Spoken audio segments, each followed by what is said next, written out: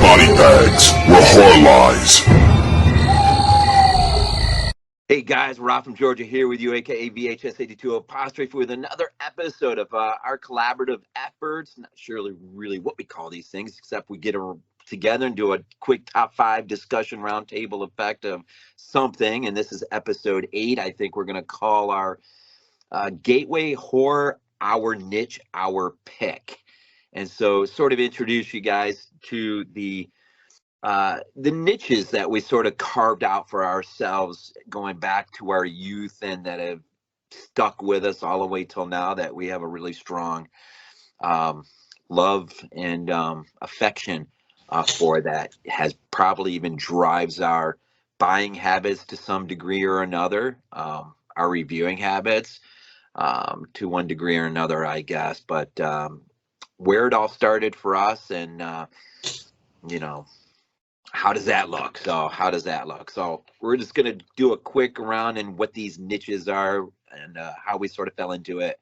And then we'll just start with our, notables, and like we always do. So Glenn, get us started. What's your niche? My niche is Asian horror. I can, let's put it this way. I can draw a line right back to where I first got started with Asian horror, and it's a company. I don't have any of their releases in this particular grouping, but the company was it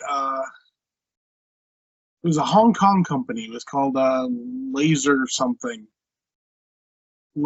Company. I don't know, something Laser, and it was you could get movies from them from Hong Kong for like $3, and they were legit copies. They were properly like pressed.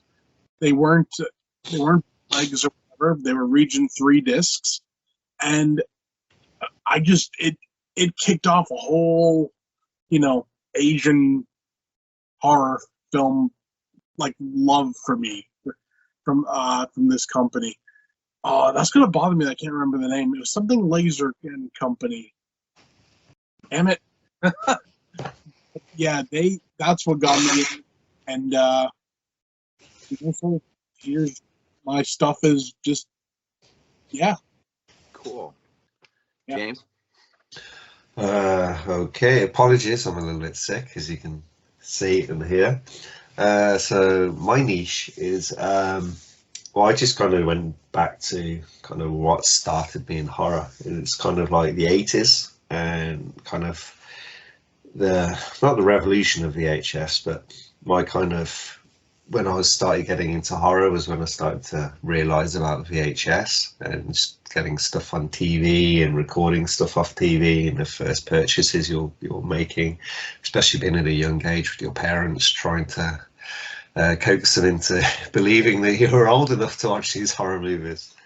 So it's kind of very much like the movies that kind of built my background to horror. Like each one of the picks that I have, it's very much like a landmark in my history, my childhood. So that's what I've gone for. Mine, not so surprisingly anymore for everyone who knows me, though, is Italian horror. But how I fell into that at an early age, of course, old enough to remember the mom and pop shops. I had a video store called Movie World, and was very, very fortunate that we had a really big section of horror on VHS. And in the back of the store, there was sort of like this sort of makeshift castle area, and it served as the section where all the horror movies were kept. And in there was a really pretty big selection of Italian, probably some other foreign, but Italian is what I took notice of for some reason. It could have been a combination of just the artwork on the VHS boxes, just seeing something different that I'd never really seen before, and probably, of course, reading Fangoria and stuff. Fangoria would mention, start looking on your video shelves for, this latest, horror from Italy. And sure enough, I would always seem to luck out and run to my favorite store, and they were really good in keeping up. And so I just sort of fell in. And so a lot of these, every one of my titles, I'll be able to speak something to that just made some sort of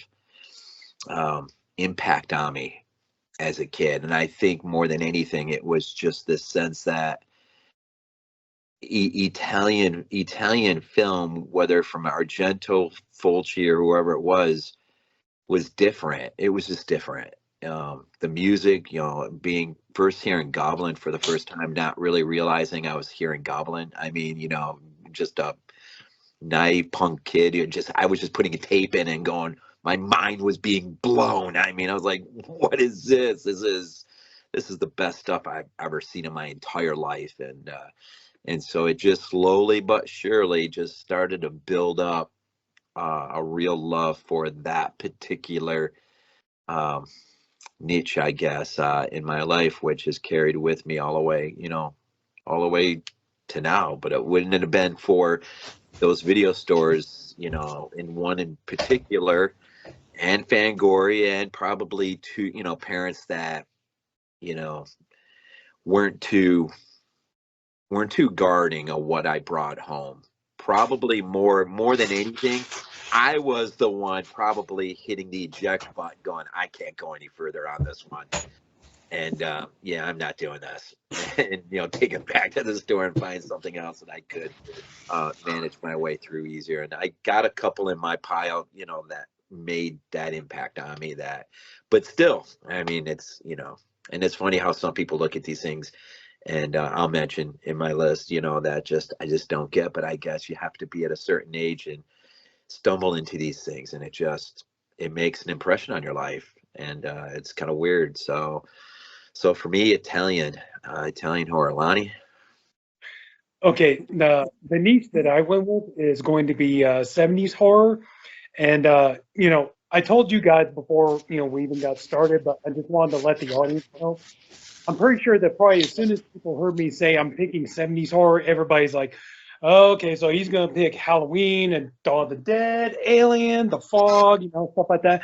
But no, the thing about why I got so into 70s horror is because I think it was just really the whole, like, during the 70s, like, it just seemed like everything just kind of went crazy. And, like, it was all about trying to see how far they could push it in terms of storytelling, in terms of violence, sexuality, things like this.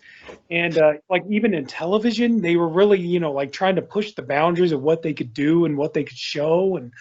And I just remember, I was a kid of the 80s, and, and of course, with each movie, the special effects got better and better and better. And, everything just got more and more and all that kind of stuff. But I just really settled into 70s horror movies because, for one, it's like, it's amazing how bleak and mean-spirited and just down those movies can be. And just, and like I said, just like, movies you didn't think they could ever make or would ever make. And then it's like, whoa, this movie is so strong in terms of the story it's trying to tell. And, it's like, oh, wow, so many stories are trying to be like anti-government or anti-religious or this or that, and I don't know. I think it's just kind of like the whole chaotic element of it that I really like, and just something that drew me to it. And, like so many movies, like, you cannot believe how they, because usually, it's like, you go into the 80s horror movies, especially like slasher movies and stuff like that. It's like, okay, yeah, it does fall into a formula. It's like, the killer's going to go kill people, but then there's the standoff between the killer and the final girl at the end and stuff. And it was like, that was the thing with 70s movies. It's like, so many of them, you're like, I have no idea how this is going to turn out. And you would often be surprised when you saw the way they ended. It's like, wow, I didn't think it was going to go there. So, but I think that's just like the fact is, like, they were really trying so hard to push the envelope and really kind of get out of like the safe, just safe kind of easygoing, feeling of, especially with horror, just try to get out of that safe feeling of the 50s and the 60s and stuff like that. And I mean, even like as great of a movie as the original Invasion of the Body Snatchers is, it's like, okay, so we're gonna kind of go and we're gonna do the kind of more the upbeat ending and give the audience a possibility that everything's gonna be fine, everything will go back to normal. And that was the thing. A lot of these movies were like, nothing is going back to normal. It's just gonna get worse. So yeah, so that's the one that I'm going with. And then also too, I always used to call those endings the God help endings, where like heavy metal, for example, someone would sing like an extremely like satanic song, and then it'd be, "Oh please God help me," and it's like, okay, you were right there, you were pushing the envelope, and then you pulled back right at the end, That's the thing. 70s didn't do that. 70s was like, this is the ending this movie deserves. This is the one it's getting. Mm-hmm. I really pay attention for the longest time to Lonnie's reviews. I think because of that. I mean, I grew up, we went to the drive-in probably religiously almost every weekend, and so being in the 70s, especially, I got my fair share of glimpses over the seat when I should have been sleeping, and it was some grindhouse flick and probably gang rape or something was going on. And, many times, I remember thinking, yeah, I need to go back to sleep. This ain't, right.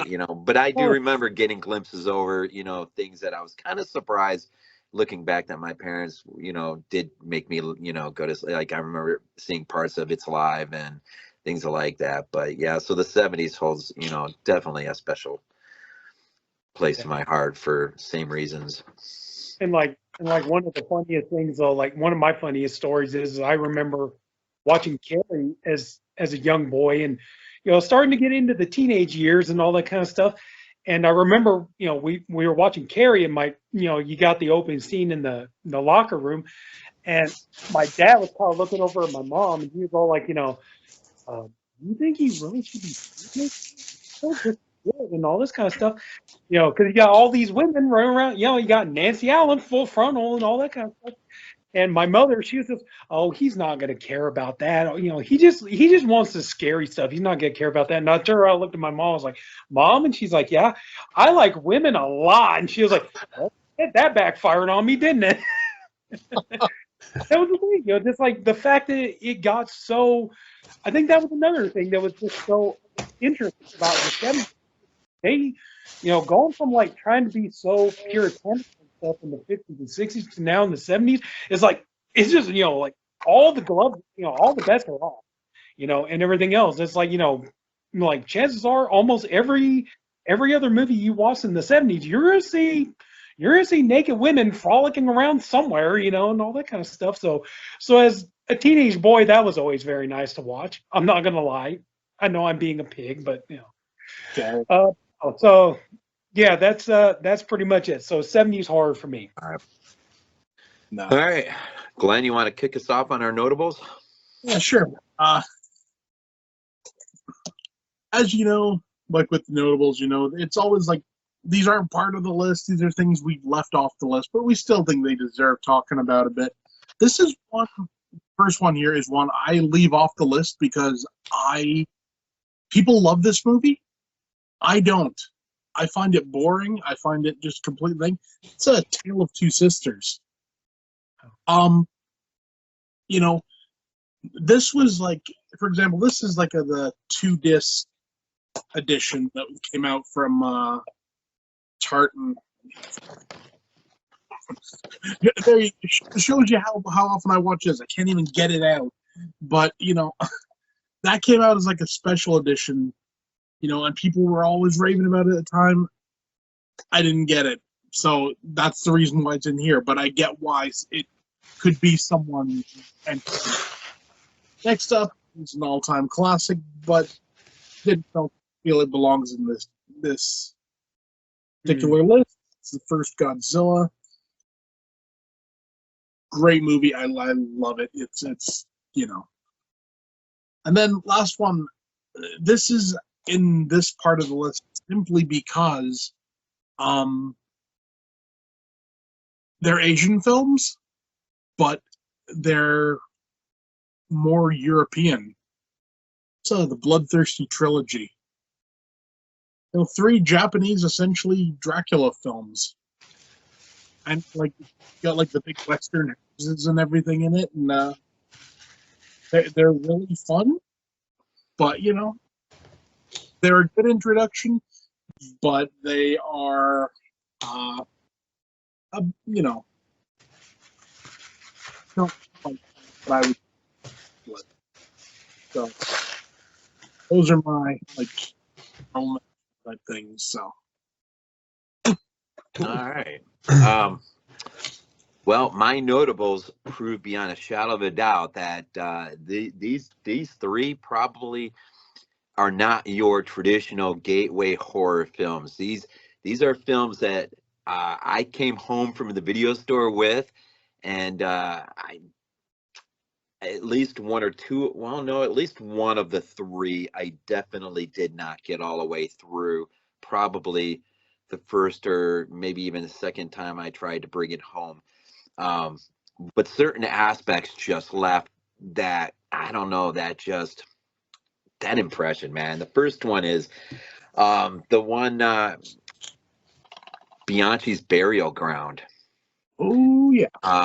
Now every one of these, my whole list, are films that I brought home on VHS from the video store.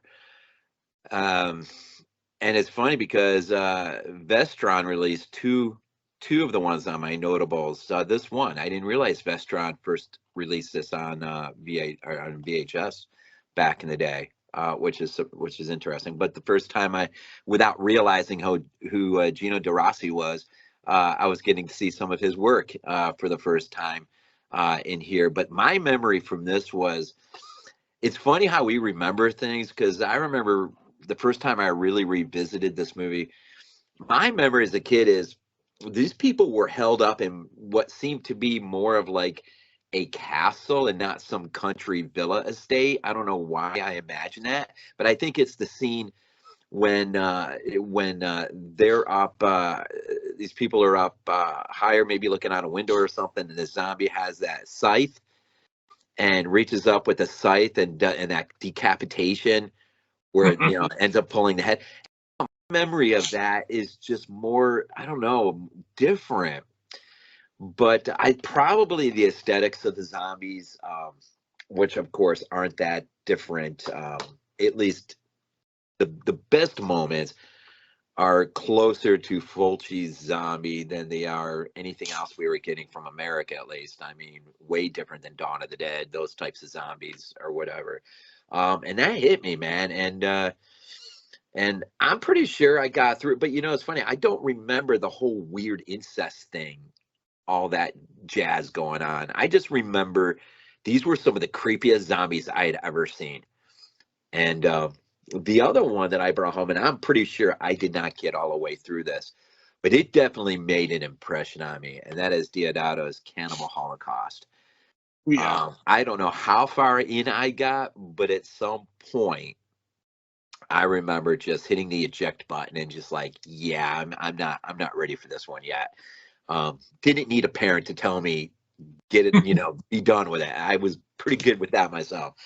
But it is one that definitely I would come back to as I, matured later on with film and rediscovered film that I know I brought home on VHS, but I was more ready for.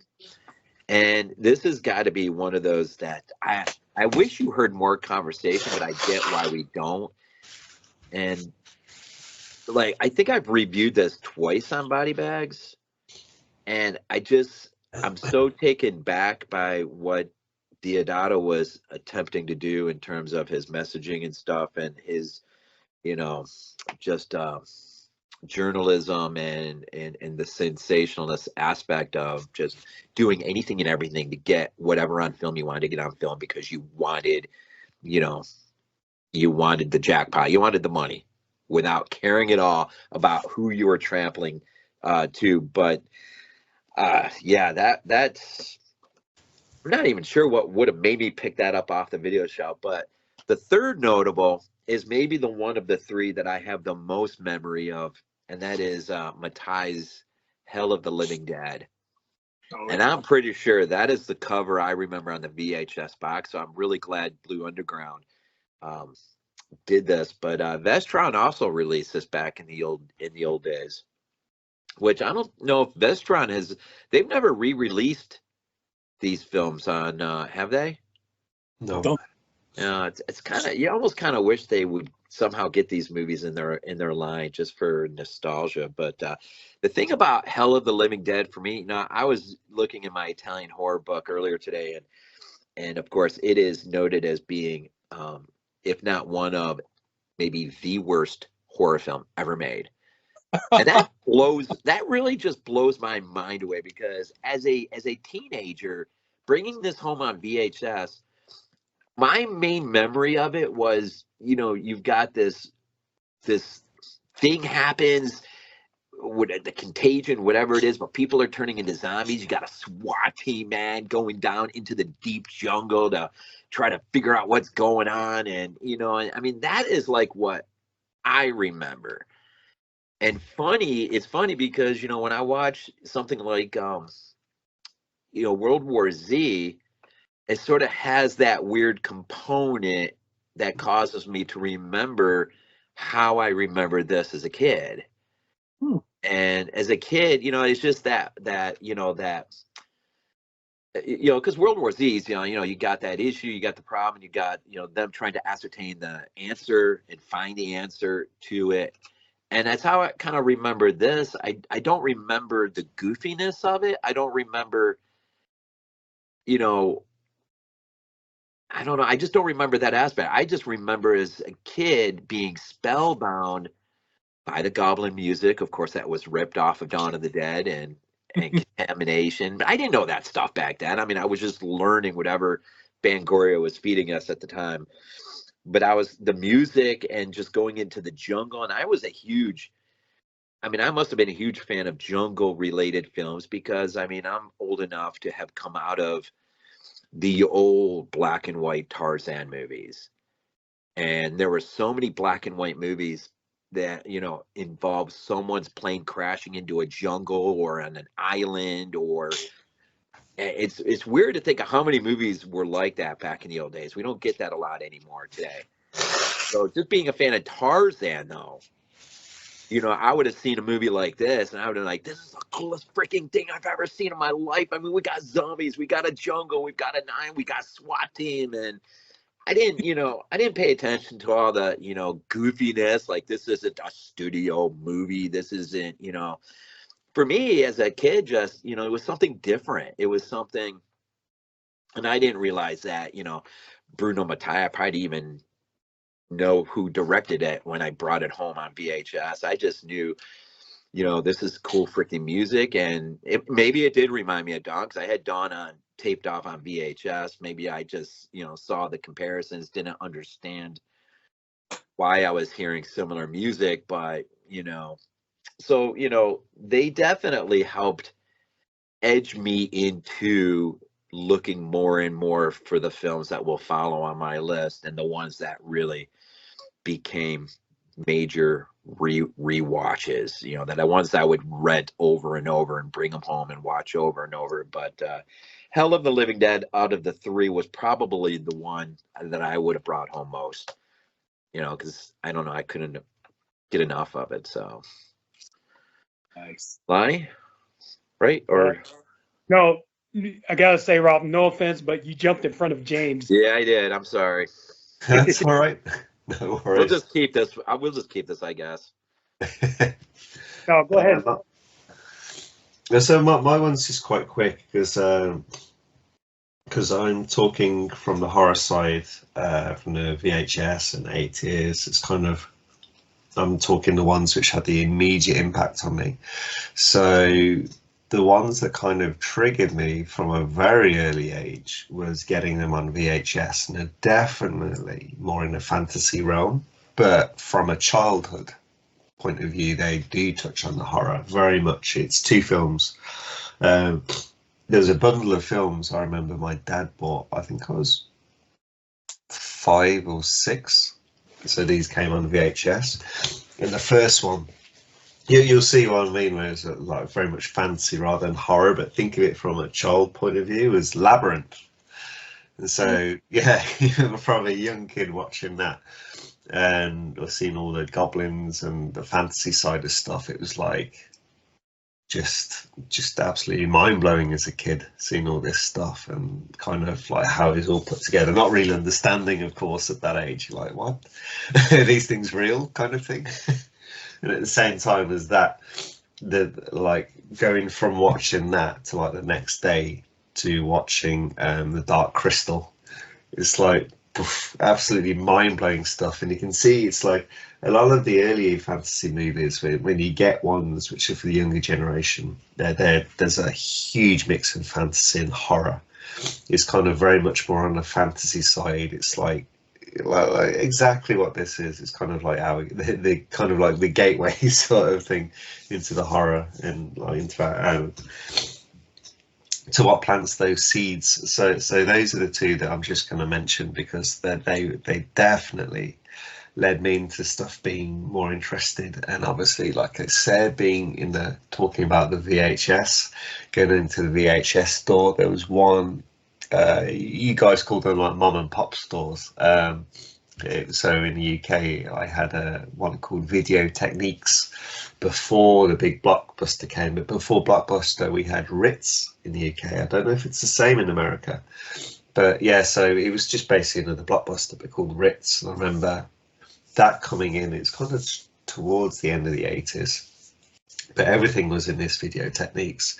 It was like this kind of small shop. It wasn't huge, but just going in there and just seeing all these amazing VHS covers. And the cutout ones that they had a lot were the horror ones. So I guess the owners of the shops really did like their horror movies, and they had quite a large horror selection. And those were the covers which always fascinated me. And it just, like I said, this seed got planted. And so I think it's from my dad, maybe, like buying those early VHS. So yeah, that's all I'm going to mention. Just those two for now, I think. Nice. You mentioned that, James, and the one thing I just thought about was the one film that I remember as a really young kid that I just really gravitated to was Watership Down. You guys remember that one? Oh, yes. The movie that traumatized the generation. Our generation. And I don't think my littles have never seen that, and I really tried. I need to find a good copy of that, and they need to. So What's that? There's a Blu-ray. Is it? I think it's from. I think. Yeah. Oh. Well, all right. For my honorable mentions, okay, talking a little. This movie pretty much represents a lot of the stuff that I was just talking about just a few minutes ago. This is a movie that has that really pushes the boundaries. It's a Jeff Franco film. Come out in '73. This movie pushes the boundaries of like being anti-religious, anti-government, and just nudity abound and all that. And that is Jeff Franco's The Demons. Oh, nice. This movie, I think that the storyline I think is very interesting. I just wish that Franco, instead of just trying to be cheap and just try to get the movie out, I wish he could have focused a little bit more on tightening the writing and stuff and crafting it a little bit better. But the idea, during they're doing, I think it's like I think it's like the Inquisition or something like that, where they're looking for people that they're accusing of being witches, and you see that the people running things, your government leaders, your religious leaders, and everything, they're taking advantage of the common folk. Mm-hmm. And you got these two sisters who are nuns.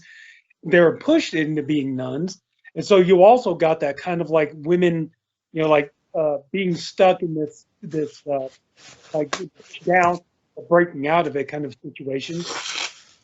And you have, like one of the nuns ends up having sex with basically Lucifer. And because of that, he's given the power to go and get revenge on these people that are doing these horrible things. They're torturing people and killing people, raping women and stuff like this, all in the name of Christianity or government, and all this kind of stuff. And so she's going in, she's like getting revenge for that. And I just, like I said, yeah, I just thought it was an interesting idea. And but I mean, it definitely goes over the top in some scenes. But yeah, I can't help it, And this is another movie that has a pretty bleak ending, and you're like, wow, it's going to go that way. Oh, okay. So, but anyway, so yeah, there's this one, The Demons by Jess Franco.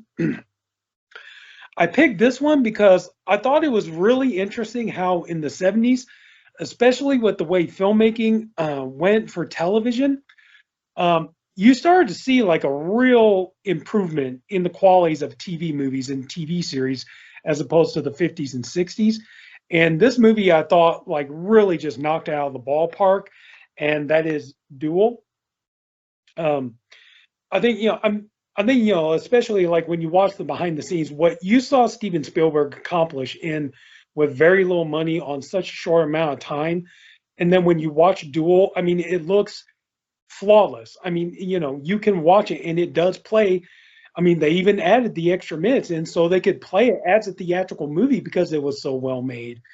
And just to see, a TV movie with so much quality and effort put into it, and just the storyline is great. Dennis Weaver, his performance, and just, oh man, just see, like as the movie goes along, it's just, that great slow build of the tension just ramping up and up and up and everything else. And, and you're like, my God, like, God, you can't help but be so invested because you're like, how is this going to turn out? It's just this guy in this little car against this giant semi.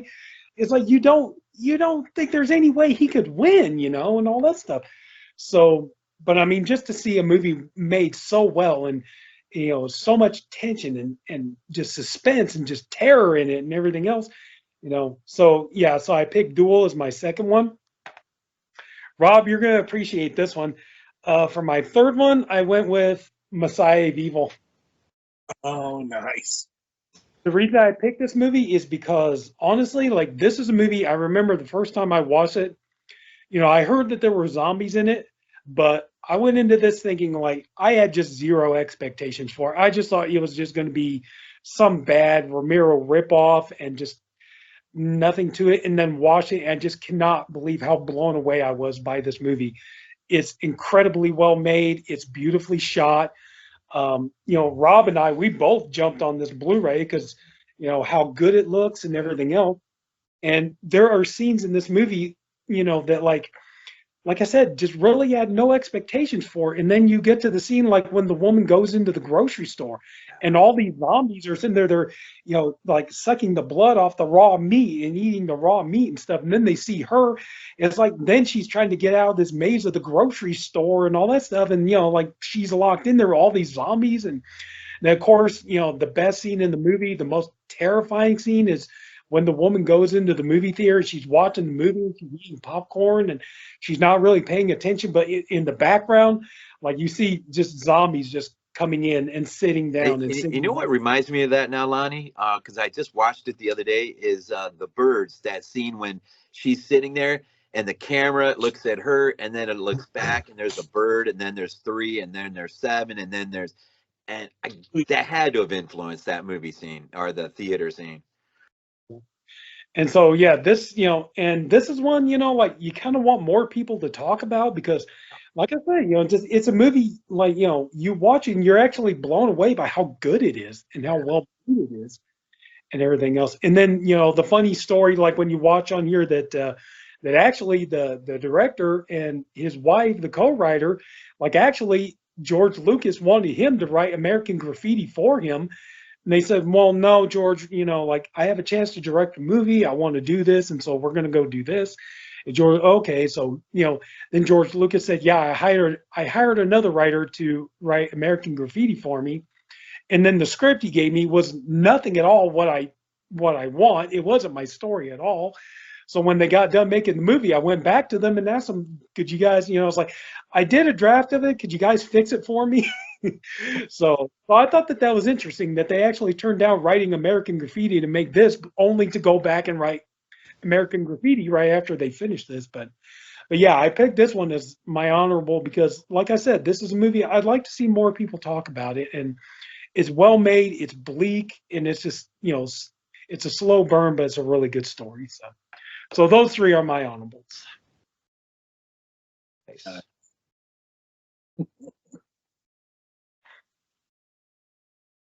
Okay. All right, number 5, Glenn. Okay. Just so that everyone knows, I found the name of that company I couldn't remember. It's Universe Laser and Video Company. Yeah. Hong Kong. Oh, wait. I'm sorry. One question, Lonnie. Like, how old were you when you first saw like the 3 notables? Let's see here. Messiah of Evil, I think I was around 17 when I watched it, I want to say. Duel, I was like maybe like 13 when I first saw it. The Demons, I only came across this maybe, I don't know, maybe like 6 years ago, something like that. So, yeah, I think that's about right. Okay. All right, Glenn. Yeah. Okay, so for my number 5, I decided to go with, this is actually the first Thai movie I ever saw. That is Bangkok Haunted. Oh, okay. So it's an anthology film, 130 minutes long, and like all anthology films, you have your ups and your downs, but for the most part, you get a really solid, like, how can I put this? Like, all the story, despite it being what's it called?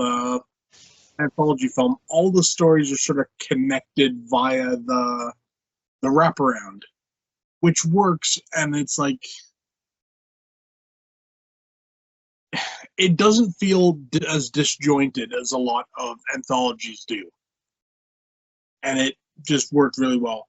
I think, if I remember right, I think there's 5, I want to say. Let me take a look. They're directed by the same people. Yeah, Oxide Pang and someone else. I can't remember. I can't pronounce Thai names, so I'll just Oxide Pang did it. Let's just say that. Yeah, that probably helps with the continuity, I think, a lot of the time. Yeah. I mean, that's one thing about this that really does work. It feels like Unite, as opposed to, your typical anthology films, which have like, oh, we got like 3 good ones, and then we had this one was kind of meh, and that was all right. Oh, that one was great. No, it tied in very well. It also is a good, what's the word I'm looking for? It's a good intro to Thai-based horror, because it has the different settings. Like it has like one where it's like in like a modern type setting, and other ones, from what I remember, is like a jungle-ish type thing. It's all over the board, but it's a good, I don't know the word I'm looking for. It's like a good overview of Thai horror. And honestly, there's this, I know that there's this one story in this where like this guy is like in bed, and he's in bed with a corpse, and it doesn't come off like it's not like a real corpse. It's like a ghost, but she looks like a corpse, but it comes off as sweet as opposed to creepy, which is kind of weird, but I liked it. So I don't know. But yeah, Bangkok Haunted, you know, I don't know if this is still available anywhere. This is the UK DVD. I don't even know if this had an American release. But it's a damn good movie. Great introduction to Thai horror. So there you go. That's my number 5. Very cool. I don't think it's one I've heard of, that one. It's Yeah. Picked up the DVD for a couple of bucks. I still need to watch it though. Yeah, it's a Tartan Asian extreme that really kind of in the 90s heavily got me into like the Asian cinema and things like that. Oh yeah, there was something you'd see Tartan Asia Extreme. You'd be okay. Yeah, you'd be like, that's gonna be worth a watch. It's like you didn't even have to question. Do I want to pick this up? It's like it's Tartan Asia Extreme. Yes, I'll take that. Thank you. Yeah. Because I think let me see here.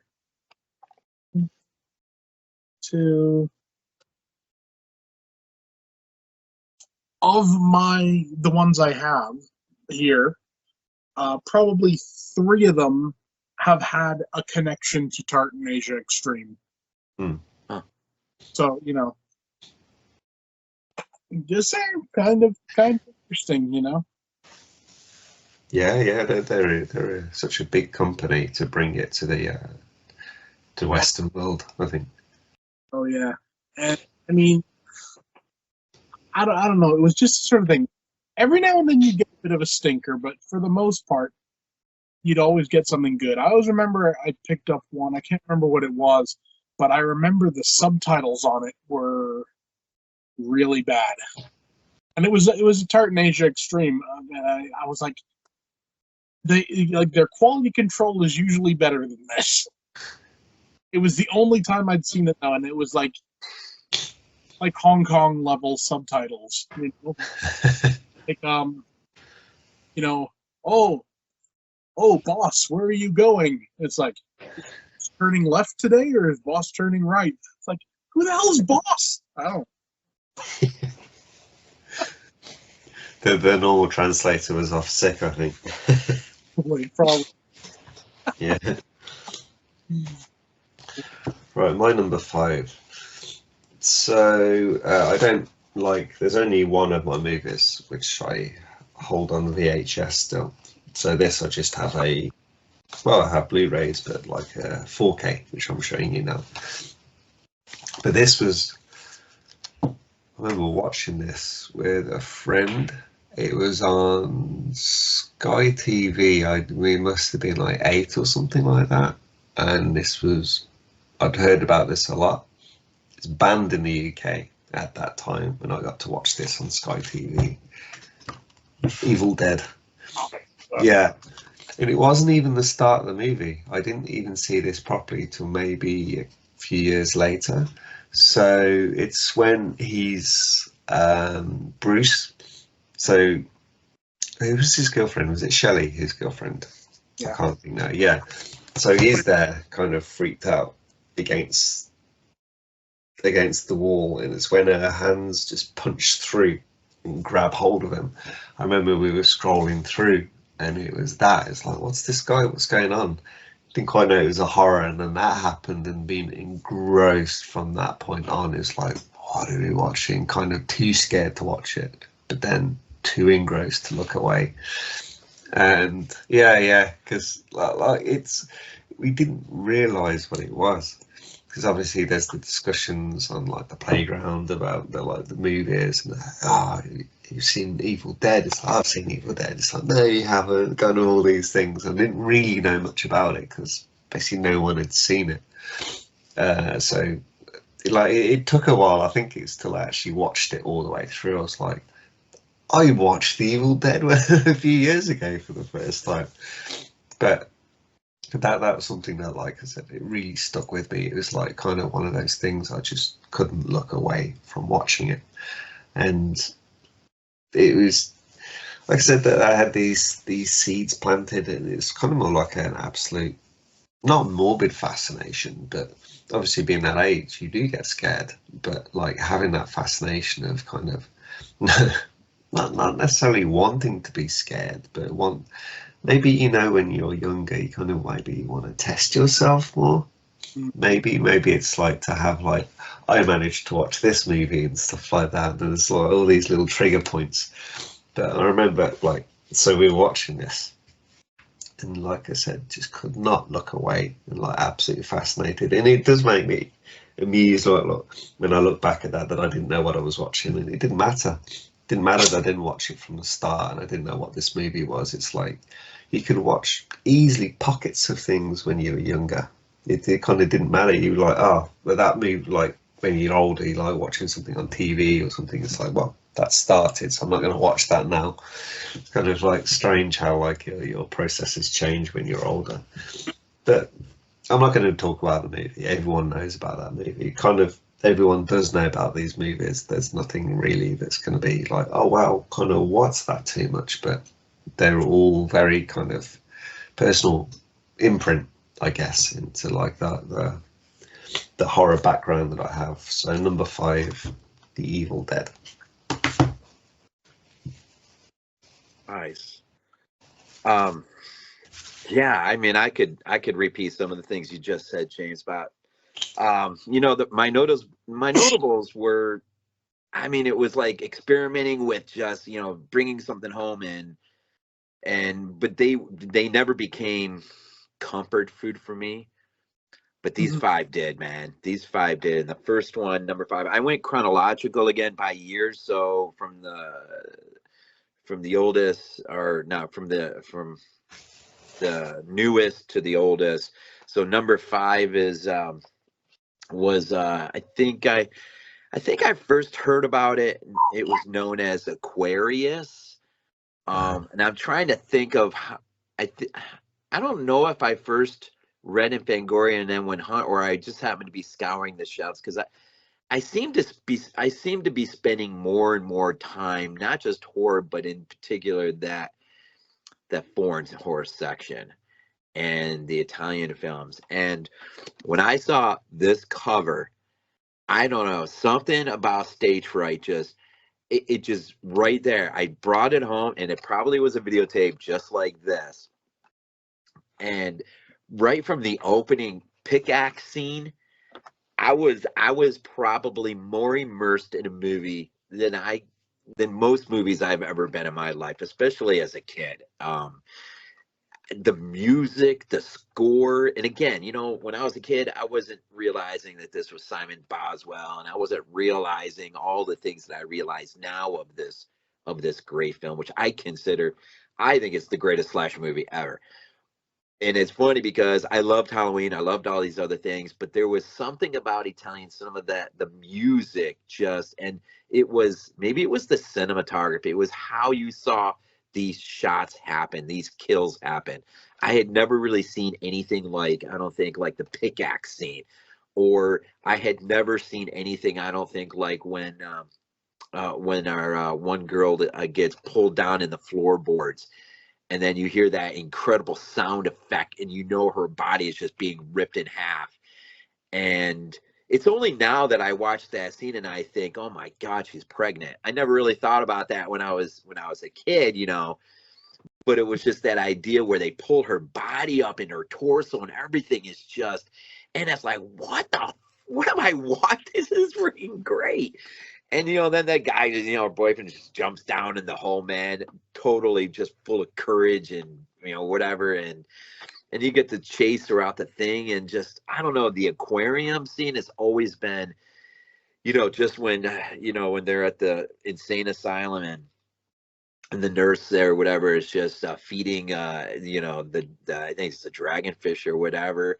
And you just get looking through, and I don't know. It was just the whole vibe and aesthetic, and it would just, because I always loved horror movies. I mean, you know, when I would wake up in the middle of the night, and I would, you know, if I knew Phantasm was going to be playing on at 2 a.m, you know, and I could sneak out into the living room and, you know, watch that.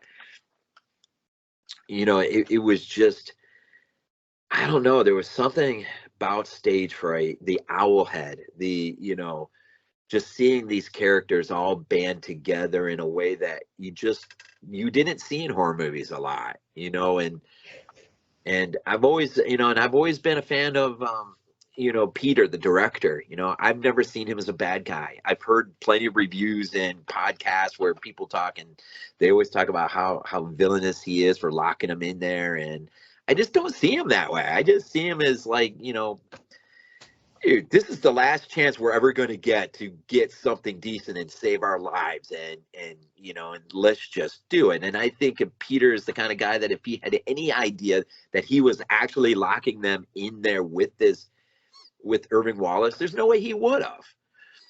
You know, I mean, and you know, and just, you know, the chase in the end, just every kill, man, every kill, the sound effects, you know, when he's holding the girl that he chainsaws just because Peter pushes her into him, but he's holding her later and he sticks the knife up inside her rib cage and you can just hear it. I don't know, man. There was just something about that movie that just, it was, I don't know, gnarly or something. And I even remember going through that video store, Movie World sold the theatrical movie posters, and I was so fortunate they had stage fright in there, and the same, I mean, it was this artwork, and I remember that was one of a million posters I had up on my wall, and I probably many of the movies on my 5, but this one I probably, in a weird morbid, I'll take James's word, morbid, I had a morbid fascination of stage fright, man. It was, I don't know. It was just anytime I could rent that thing and come home with it.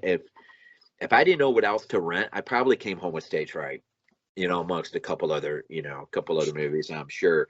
But I do have the best release I've gotten is from Exposure Cinema over in the UK, and it's the only artwork that I found adequate enough for me to actually buy, because I will never not love anything as much as I love that artwork, because that's the poster I had on my wall. That is the VHS that I would bring home.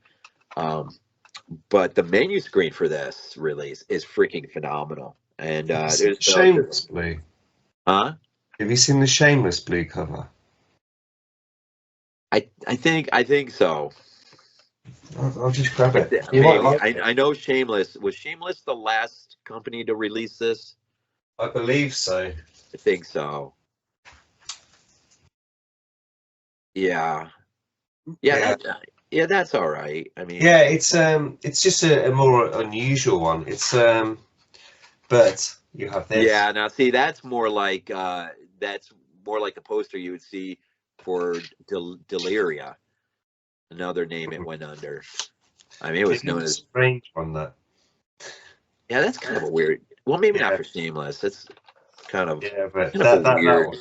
I much prefer this one. But I love that scene, man. That when that confrontation between Peter and him, and Peter's like, "I leave you alone, you leave me alone. All right." It's like, no, it's not all right. And you know, the whole stage scene when he's got all the bodies up there, laid up there. I love the whole scene where, and maybe the one scene in here that you know is McKelly taken from Argento, and that is the using the big giant key to make it seem like the key is bigger than what it is, you know, for the close up on it. But when she climbs under there and she's trying to get the key, and it's like all the ratcheted tension that builds, you know, with, you know, the camera looking at him, tapping his foot on the floor, and her underneath, and it kind of goes back and forth, and then she finally, you got the cat Lucifer running around. Of course, the Giovanni Lamberto Radici, and I would see him in other Italian movies. I freaking love his character as Brett in this movie, and he gets one of those, you know, infamous kills, like it's, you know, when it's revealed or what happens to poor Brett, you're like, oh, not Brett. And all the characters. I mean, I read a small little review on this today, and I don't get how they seek certain characters and how I see these characters are not quite the same. I don't know. I just see it differently. But I think it's one of the great one of the great horror films to lock a group of people in somewhere, and then you just start dealing with them throughout the night. And then ultimately, you know, you have that great final moment. And I even love the end when she comes back and he lets her in to find her watch.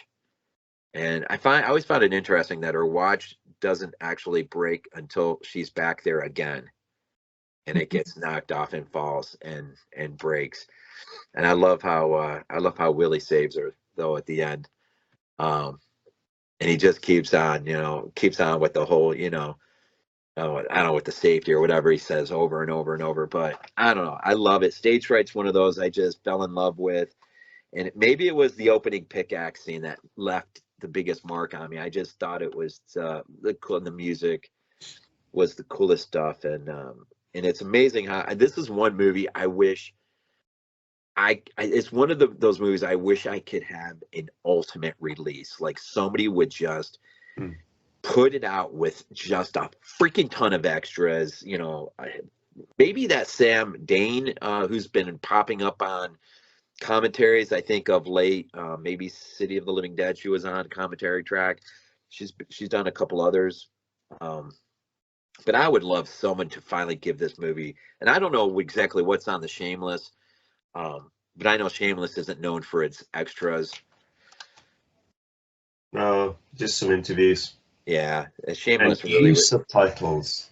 Interesting. What? Use subtitles. Huh. But it's interesting what you were saying about that, Rob. Like how you see the characters is different to how other people see them.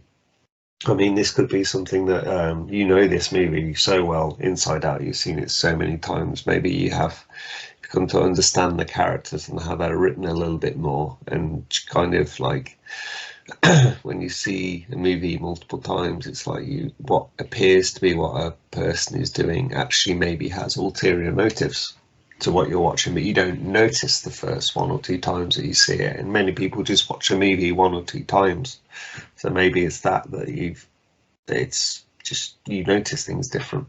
Yeah. And so like your view or your perception is from a slightly different angle, which is why you maybe think that the characters more, like I said. So what is actually the context of what someone is saying or doing might be a little different on the first or second viewing. I think Michele gets his due later on, but I don't think enough people. I think they just look at his first film as a directorial debut, and they don't think to realize this guy literally, he learned from Argento. He learned from all of those that he worked with, and you can see it in that movie. As straightforward as it seems to be, there's a lot going on in that movie with the characters and you know, I guess you just got to watch it enough to just really see what's really there. But Michele is, you know, he probably is at least one of two or three people that got to give a farewell to the whole era that we know as slashers. You know, Stage Fright was a great farewell. Intruder was a great farewell. You know, there was a couple right there between 87 and 89 that seemed to be that sort of, it was nice knowing it. We'll never know days like this again.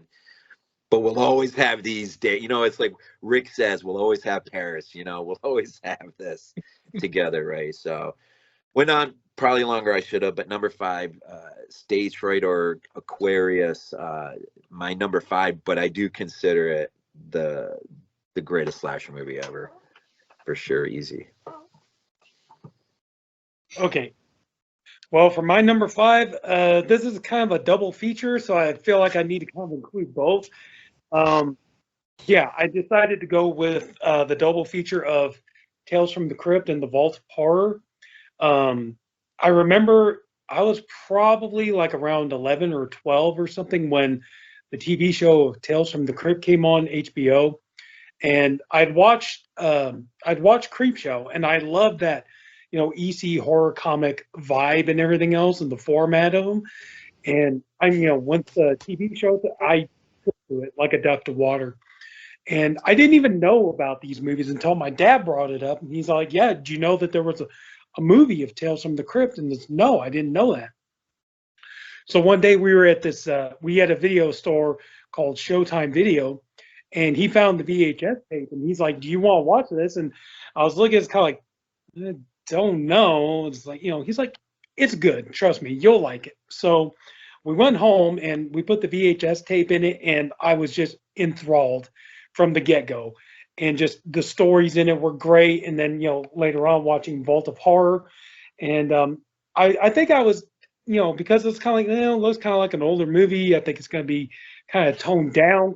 Because, like you watch Tales from the Crypt TV show, I mean, it's over the top bloody and gory and, chaotic and carnage and all that kind of stuff. And wasn't expecting. And then watching this is like, wow, there is so much. This is much more, yes, more slow paced, but this is much more about, ratcheting up the tension and just, being genuinely scary. Like, I know this is probably going to sound crazy, but I actually prefer, now they have All Through the Night in Tales from the Crypt.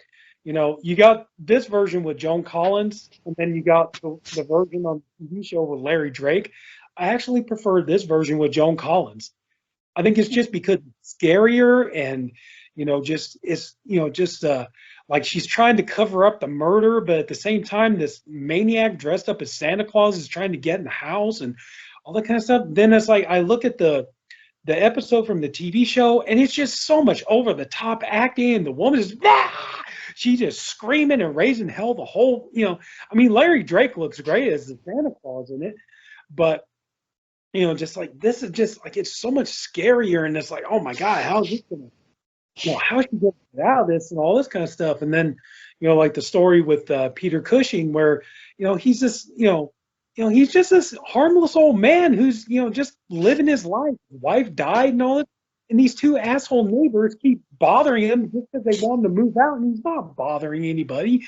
And they drive him to the point where he kills himself and then comes back to get revenge 1 year later on Valentine's Day. And of course, like the story with, the jack off who's like running the mental institution, with all the blind people, and he's like taking advantage of them. He's taking their money, he's making them eat slop and all this, and they're staying in the cold, and one of them dies, so they all decide to get revenge on him and stuff like that. And just I think that's why I made this one my number. I could watch this over and over again. Same thing with Vault of Horror. These movies have just tremendous rewatch value for me.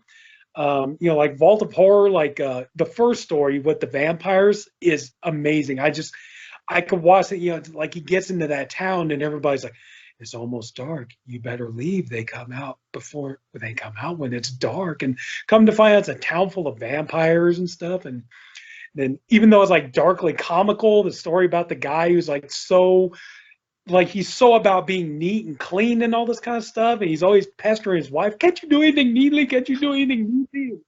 All that stuff. And just, but I picked, just because I love horror anthologies, and Tales from the Crypt is definitely one of my favorites, as is Creepshow.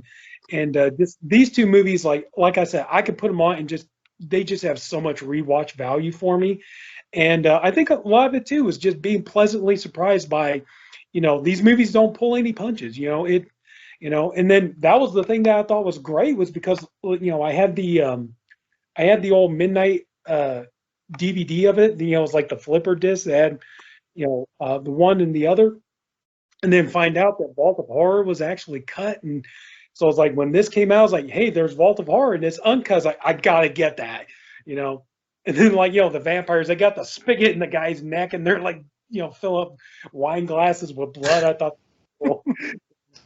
And I love the stories in this, and just like, the fact like it didn't pull punches and everything, and just, man, I can just watch these movies anytime of the day or night, so I have so much fun. So Tales from the Crypt and Vault of Horror is going to be my number 5. Nice. Awesome. Love it. I love them. They're good. They're very good.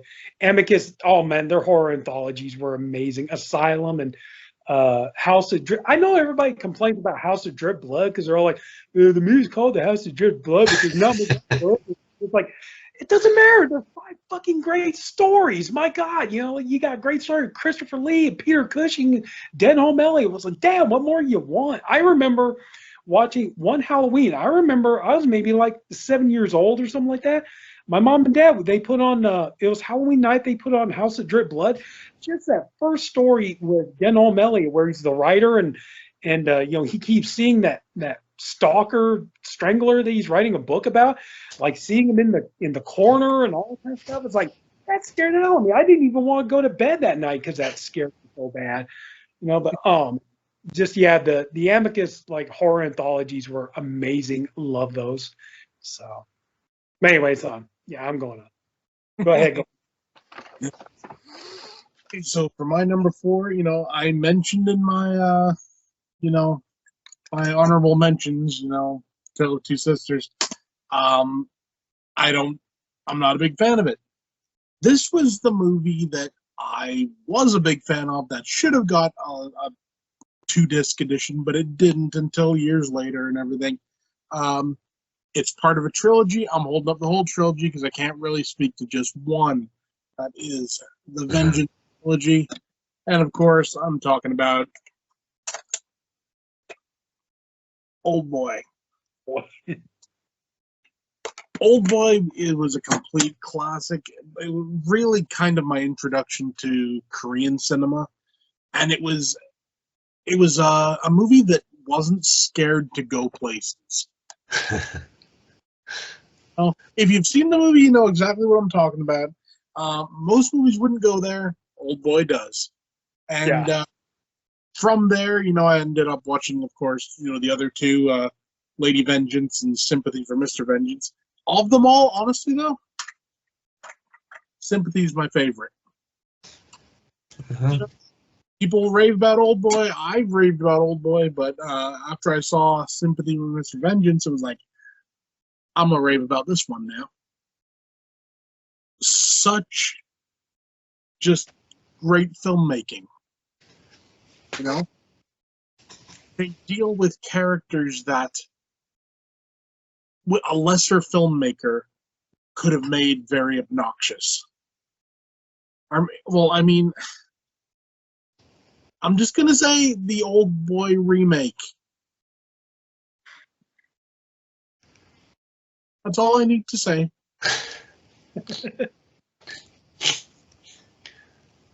That's all I got to say.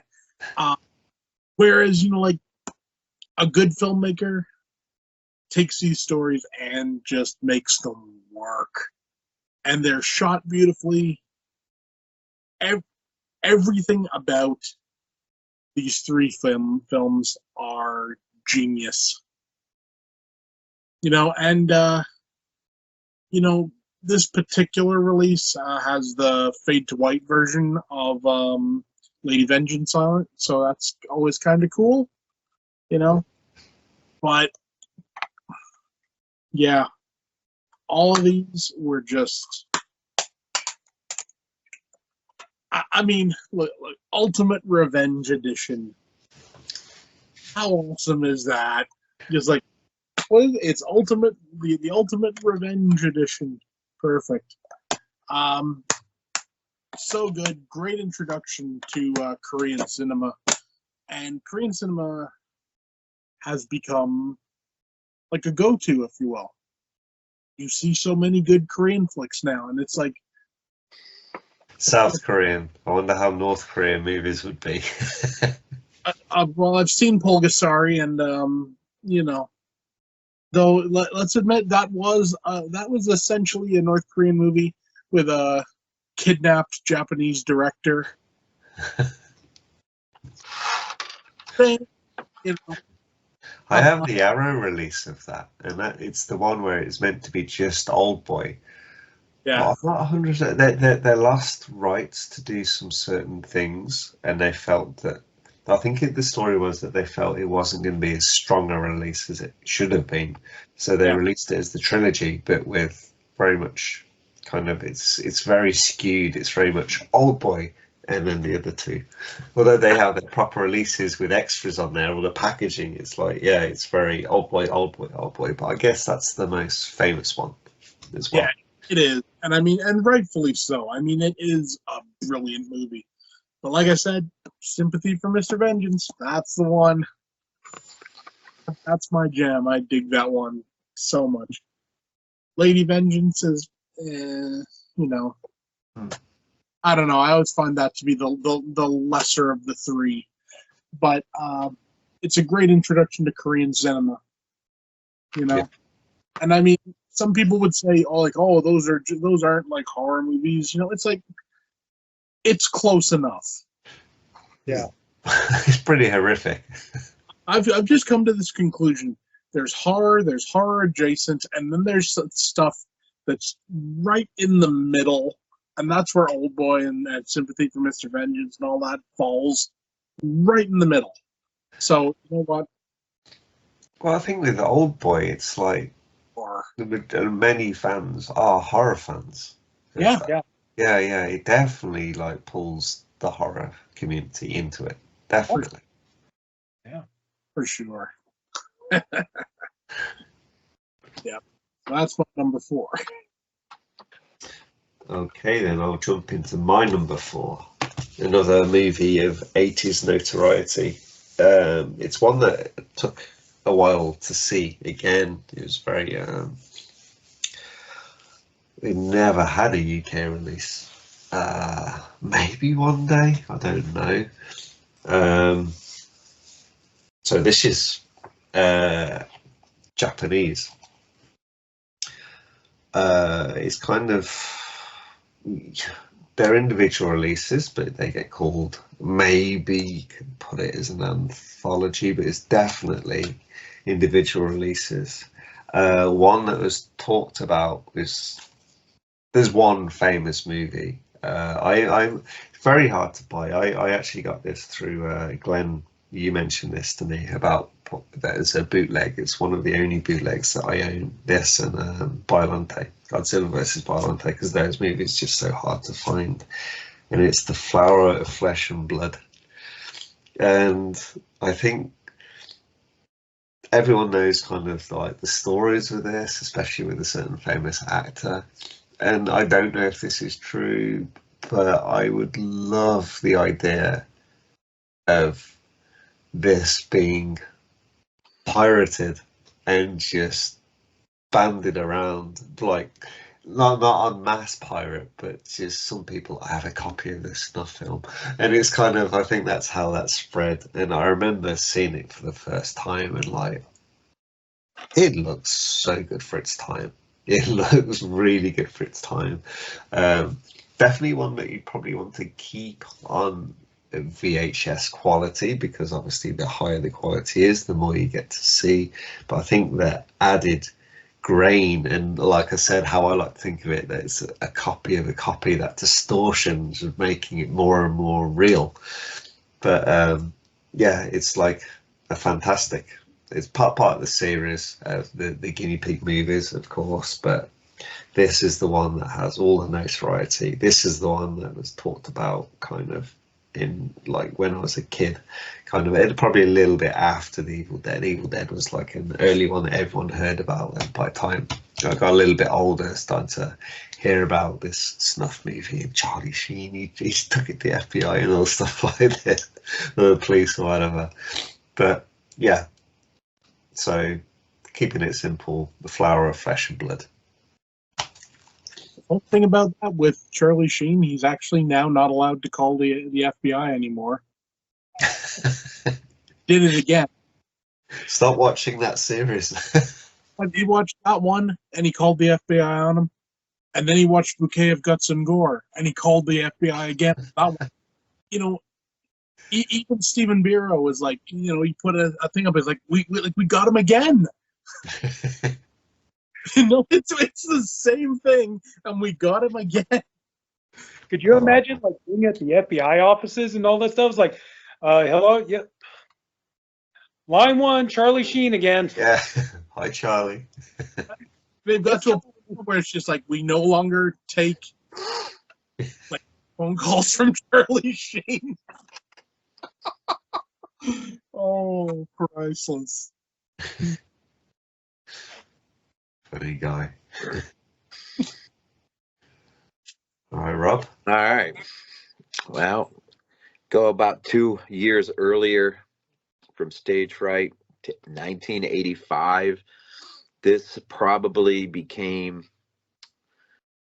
as much as comfort food as any Italian film became for me. It really, it's kind of like, it's kind of like, I don't know, it's kind of like The Fog for me in a way. It's weird like that. It's just, it's an easy go-to. It's the one that I will just, for the lack of anything else to watch, I'll just throw this in.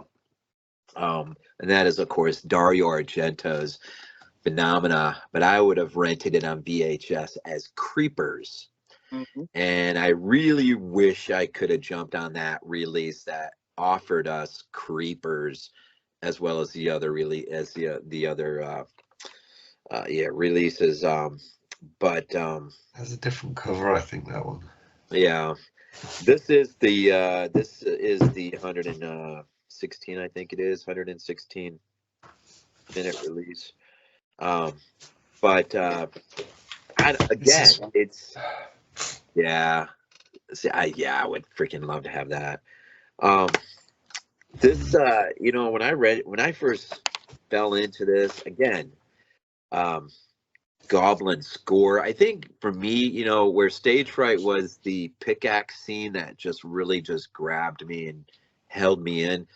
This was its opening. You got the trees blowing and the cameras lifting up, and you just got the score is already there, and it's such a weird, I mean, in a good way, such a weird vibe, and you get the mountains in the background and this desolate road, and this girl that's been left. The bus went off without her, and she doesn't know, and you could feel that when this wind blows, she's cold. I mean, you could just feel it. And I had no idea that was Dario's daughter. I mean, again, as a kid, first renting it the first time, I didn't know. I was just, learning about these movies for the first time. But, when she goes up into that house and, the chains start pulling away and, just that chase up through. But when her head goes through that glass, I remember Fangoria had put there was a write-up on it at some point, and I remember that was one of the pictures I saw was her head just starting to lean back into the glass, and the glass starting to come down.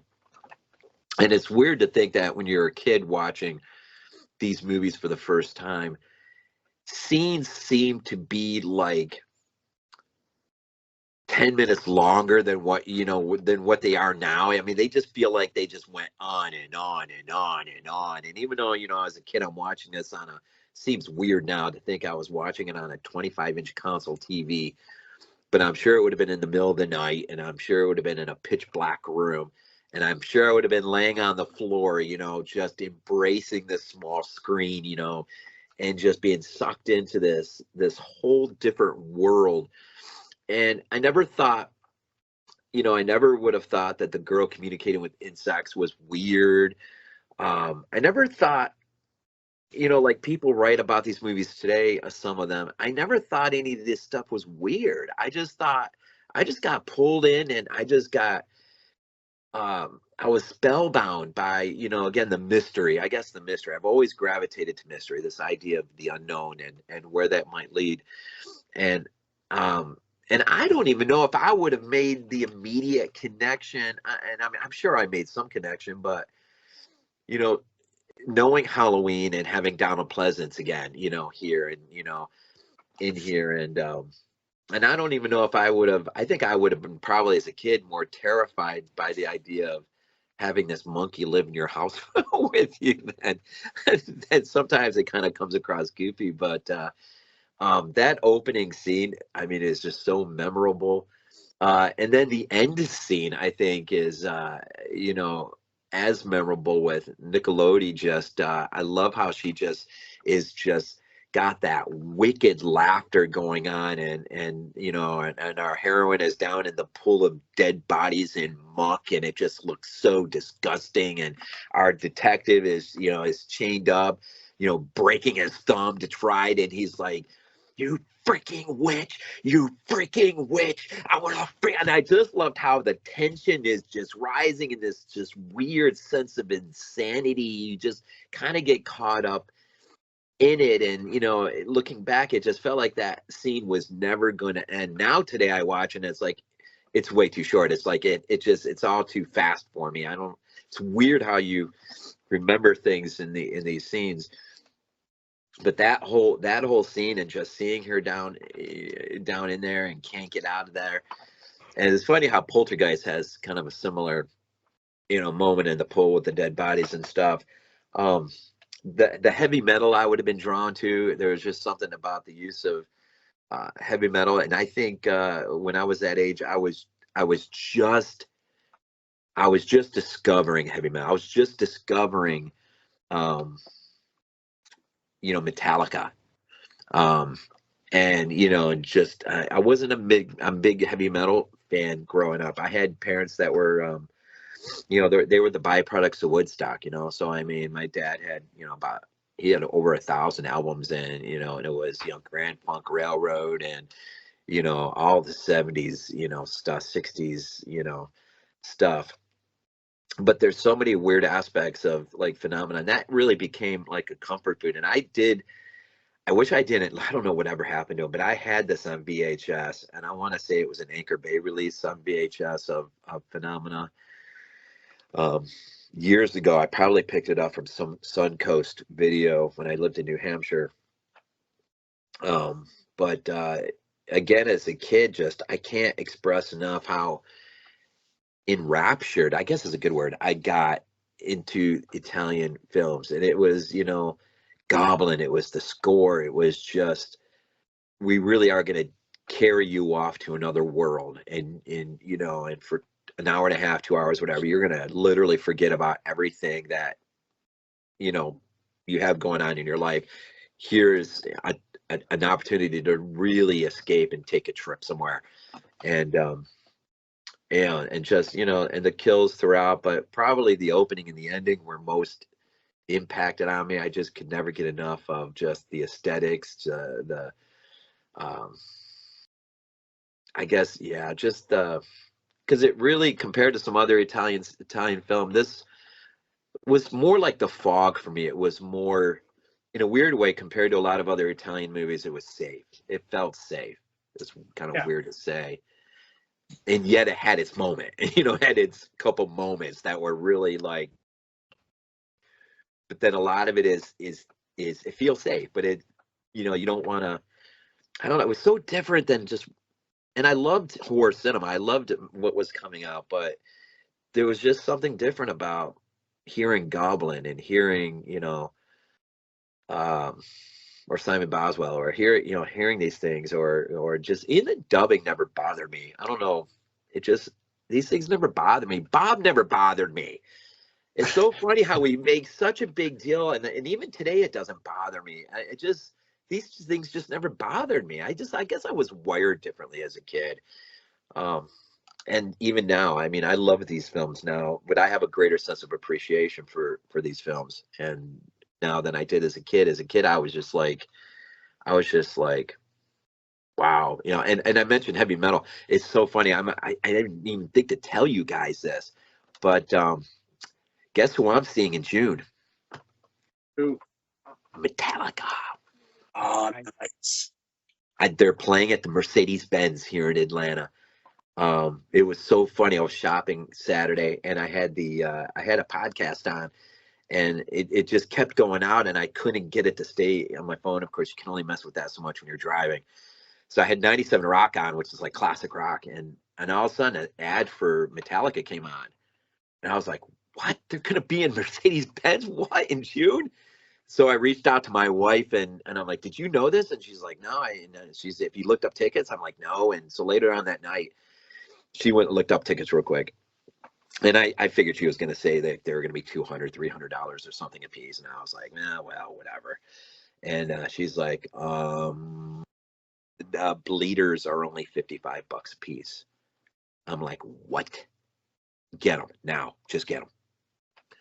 And I wish they were only $55 a piece, but with the tax and everything, it was a little bit more than that. But it's June, so we got months to make up for it. But yeah, so I finally, bucket list. I've seen them once, Monsters of Rock, but this will be the first time I get to see them playing a full set.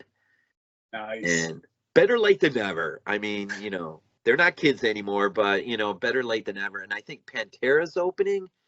Ooh, nice. And there's another band. There's two openers. I can't remember who it is, but I remember thinking, oh dang, I get to see both these bands for the first time in my life. So anyways, yeah. So segue weird into a heavy metal.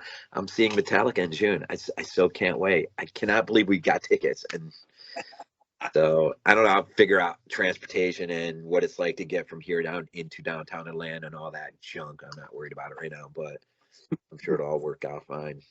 But so yeah. But anyways, number 4, Phenomena, or AKA Creepers by Dario Argento. Nice. All right. Well, for my number 4, this is one that I was just absolutely fascinated by, and number 4 is the debut film of David Cronenberg, Shivers. This is a movie I remember like being probably like 11, something like that, and reading Fangoria magazine all the time. It's like we had a local bookstore and they always carried them, so didn't need the subscription. It's just like we even knew the day. It's like, okay, today's the day. Like get out of school, on the way home, stop at the bookstore, pick up Fangoria, all that stuff. And I remember they did a deal. They were talking about David Cronenberg movies, and I had never heard of this one. Of course, at the time, this was way back when. Instead of Shivers, it was called They Came From Within. And I remember reading, talking about Cronenberg, and I remember reading this. And when I read the synopsis for this movie, I could not believe what this was about. It's like the idea of a parasite that gets into people and basically turns them into sex zombies. And I was like, that is the most insane thing I have ever heard in my life. But it's like, and I was just like, I gotta see this. It's like, I gotta see what a movie of sex zombies is like. But the only problem was at the time, this movie, you couldn't find it anywhere. And so for years, I kept trying to see if I could find it. And it's like, it was out of print. It just was nowhere. And then finally, I remember one Christmas, Anchor Bay was putting out, some movies in clamshells. They put out like The Crazies, Season of the Witch, and this one. And I think there was something else. And I told my mom that year, like I like to have these for Christmas. And so she was like, okay, so I did get them for Christmas. So it was so cool because Christmas night, got done. We had our dinner, everybody kind of like going their separate ways, play with their toys and whatnot. I'm like, so I go in there, I got to watch Shivers. I've been waiting so long to see this movie. Then I watched it, and it's like, I could not believe that this movie could be made, and just, especially the scene like where Barbara Steele is taking a bath and then the parasite gets into the tub with her and goes up, where, and all this stuff, and she becomes infected, and just like, just, oh my God, just, like getting towards the end where it's just the doctor and he's trying to get out of this building, and the building's cut off on an island, and it's like everywhere he turns there's all this crazy sexual depravity going on and all this stuff, and goes in one room, this old guy's standing there with this young girl's like, and you could tell it's David Cronenberg's voice, have you met my daughter Erica? And the guy starts making out vigorously with the girls like, you'd really like my daughter Erica. All this stuff, and it's just like, oh my God, I cannot believe this is so insane, and this movie really like pushes the buttons and all that stuff. And then, of course, like at the end, you realize like, yeah, nobody's safe. They're coming for everybody, and all this stuff. And it's like, I was just so blown away by that idea of like, because like, we know, flesh-eating zombies and, infected people, zombie type movies and all that other kind of stuff. But the idea that, like somebody could become infected and the way they infect you is instead of biting you or cutting you or spitting blood on you, basically they boff your brains out, and that's how they infect you, stuff like that. That to me was just such an insane idea. And, and I admit, like, there were people like, it's funny because you hear about people who talk about like when it comes to like violence and murder and blood and gore and stuff like that in movies, people don't bat an eye. But you start bringing up sex, people get ugh, that gets to people. And I tried to get my mother to watch this like 5 minutes into the movie. It's like as soon as he's got the girl on the table, she's naked, and he's starting to cut into her. She's like, "Cut this off. I don't want to watch this anymore. Cut it off." No, no, no, and all this stuff. And I've told people about this movie over the years, like people I worked with and stuff, and they're like, "You're fucking shitting me. There's no way a movie like that exists." No, I'm serious. It's called Shiver, and all this stuff. Is like, no way, no. You mean tell me it's like fucking Night of the Horny Dead? Pretty much, yeah. And just so yeah. I mean, just this movie, like I just was so blown away. Like you just can't believe like a movie like that could get made and everything else. And and Cronenberg even got into so much trouble for it because they thought that because he used Canadian dollars, and this was just when they were starting like the Canadian Film Board and all this other kind of stuff, and the Canadian public were outraged because they thought they were funding pornography and all this.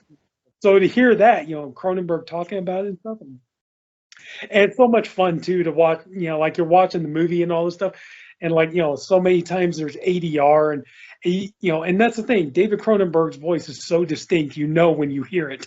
So like you hear like this, like this guy who's bringing room service and all this stuff. And you hear, delivery for room number. It's like that's Cronenberg's voice, man. So, but yeah, just I could not believe that this movie could be made, and it was just so far out. But yeah, but I have a fun time watching it. So yeah, for my number 4, that's going to be Cronenberg Shivers. Nice.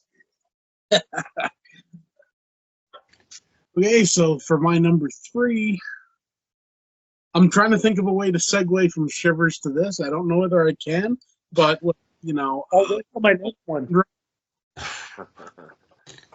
I guess it kind of fits. Ebola Syndrome, Hong Kong flick from 1996. This is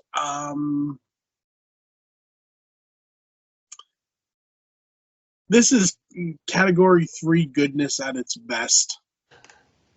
You got this dude, he is like having sex with the wife of his boss.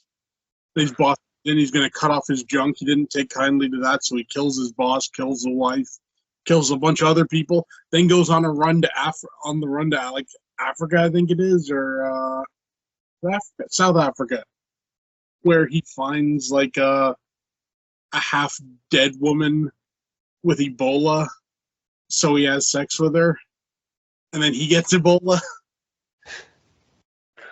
But he's a carrier. He's not like, he doesn't have the disease itself, but he carries it around. So he goes back to China, and insanity ensues. This movie's completely batshit insane, and I love it. This was one of the films that was my first foray into the whole like Cat 3 films. There was this and like Untold Story and Dr. Lamb and everything. Like I said, batshit crazy, and it's just a fun film. It doesn't take itself too seriously. A movie with this many like rapes and murders, and it doesn't take itself seriously. I don't know. I'm just saying. It's certainly something to behold. And I'll be honest, this release from 88 Films looks pretty good. This movie doesn't really deserve to look this good, but it does. So I have it on 4K. How does it look in 4K? Do I really want to know? I actually haven't put the 4K on, so I haven't watched. I think it's 4K. I'm pretty sure. I need to have a quick look now. Just to see the frog scene in 4K, that would be Oh, that.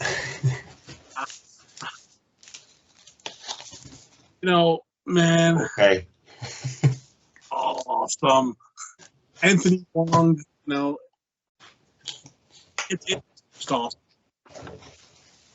It's a crazy movie, like you said. It's just, and that it's almost like it's comedic in some levels without trying to be funny, but it's just is in such a wrong way. Exactly. Everything about this movie is wrong, but at the same time, right. That's the reason it's my number 2. And this was kind of, you know, like I said, my introduction to the Hong Kong Category 3 films, you know? Maybe the most famous one. Maybe. Probably, yeah. And it's just good stuff. Number 3, Ebola syndrome. I mean, what else can I say about it? I can't go into a long thing about that. Next 2 I might be able to, but not that one.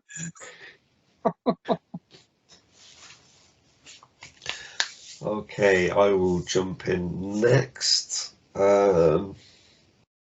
So, well, you guys know my favourite movie is Alien. And like watching that, renting that on VHS with my dad when I think I was about 10.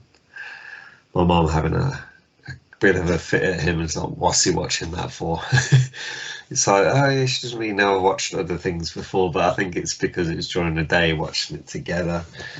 But I remember a few years before, I think I was around, it's got to be around 7. It's got to be like one of the first times that this was put out onto TV. Like maybe 7 or something like that. And it was on, and we came back from, I think it's some sort of family party, and we were watching some of it. It's when the dropship was coming down, and I was like, wow, what's this? And my dad was like, it's that movie you want to watch. This is the second one. It's like, what? There's a second one. And my mom was like, he's not watching this. He's going to be get to bed soon. It's going to give him nightmares. And it took a couple of years after to watch that. To finally get to it, but like I said, from having my favorite movie, it's the how that's filmed, the pacing of that, and it's just exquisitely done by Ridley Scott to then go to almost balls out action from just Cameron, but done so well, done such a good sequel. We know that he's good with his sequels. No, they showed us what he could do. I'm not counting Piranha 2. I don't like that one. Although the makeup of the effects are brilliant on that. Like when we see the injuries and stuff like that. But yeah, it's such an impactful movie, and it really merged the two things. Like, I love space horror. Space horror is my favorite thing by far. I don't mention this so much, but one of my least favorite categories in horror is actually slashers. I've always, slashers were definitely the ones that I got into when I was a little bit older. It's like I won't say, I'll just say the more generic slasher. They're like the simplified slashers. We know that slashers broaden. It goes off into different categories, but they're just the normal slasher. That's one I never liked until I slipped into a 90s rental of Scream, and that kind of made me find the appreciation for it at last. But yeah, so space horror during the 80s. So yeah, I got to see this. I think I think it would have been 1990 when I got to see this eventually, but I saw snippets in the 80s. Yeah, it must have been like its UK TV premiere on like a Saturday night or something like that. Not exactly sure when it was, but yeah, it's one of the few VHS I had. Well, there's 2. I purged all of my VHS quite sadly when I moved to London with my now wife, but girlfriend at the same time, and I definitely would have had to purge them when I moved to Finland. Quite a lot of VHS tapes. Even moving them down to London was crazy. So I have this like very, very nice box set, which is very, very out of order. I've just noticed. So I have this box set, and I have the. Although it would have been nice to have the original, of course, but I have the first release of the what's it called? I can't remember what they're called. When they were redone the Star Wars movies, when they had those extra scenes added, I got the gold edition release of those. And then there was a silver one that was released at the same time, and maybe it was the gold was full screen, maybe. Yeah, gold was full and silver was wide because I got the silver. Yeah, but those are the only VHS that I still hold on to. But yeah, so Aliens, like I say, is more of these. It's like VHS days, but it's like what impacted more was the discussions on the playground at school and like scene snippets on TVs and Sky TV. But VHS was when I got to finally watch these in all their glory. But I'll go on to taping movies on my next choice. All right, number 3. I also like Glenn is 88 release. When I rented this, though, I think it was Media had released it on VHS, and I would have known it as well. When I first saw the cover, the artwork, it was some sort of monster creature crawling up out of a well, and the title was The Grim Reaper, and I'm like, what the heck is this? So of course, you know it as Anthropophagus, right? Joe D'Amato, and and I brought that home, man, and I freaking love that movie. This is one of those that I would rent. I don't know. I would rent occasionally, but I don't know. The music never seemed weird to me, even though now sometimes with the opening beach scene, the music seems a little, I don't know, weird, compared to what's happening. But the story, the gothicness of it, I just thought the whole idea of these kids being stranded or finding themselves stranded on this deserted island where the populace has just been somehow decimated, and there's this mystery and you don't know what's going on, and you get this horrific monster that's lurking about, and then even his backstory, that you get. I don't know. Anthropophagus was one of those movies, man, that, all the talk of it, being a video nasty.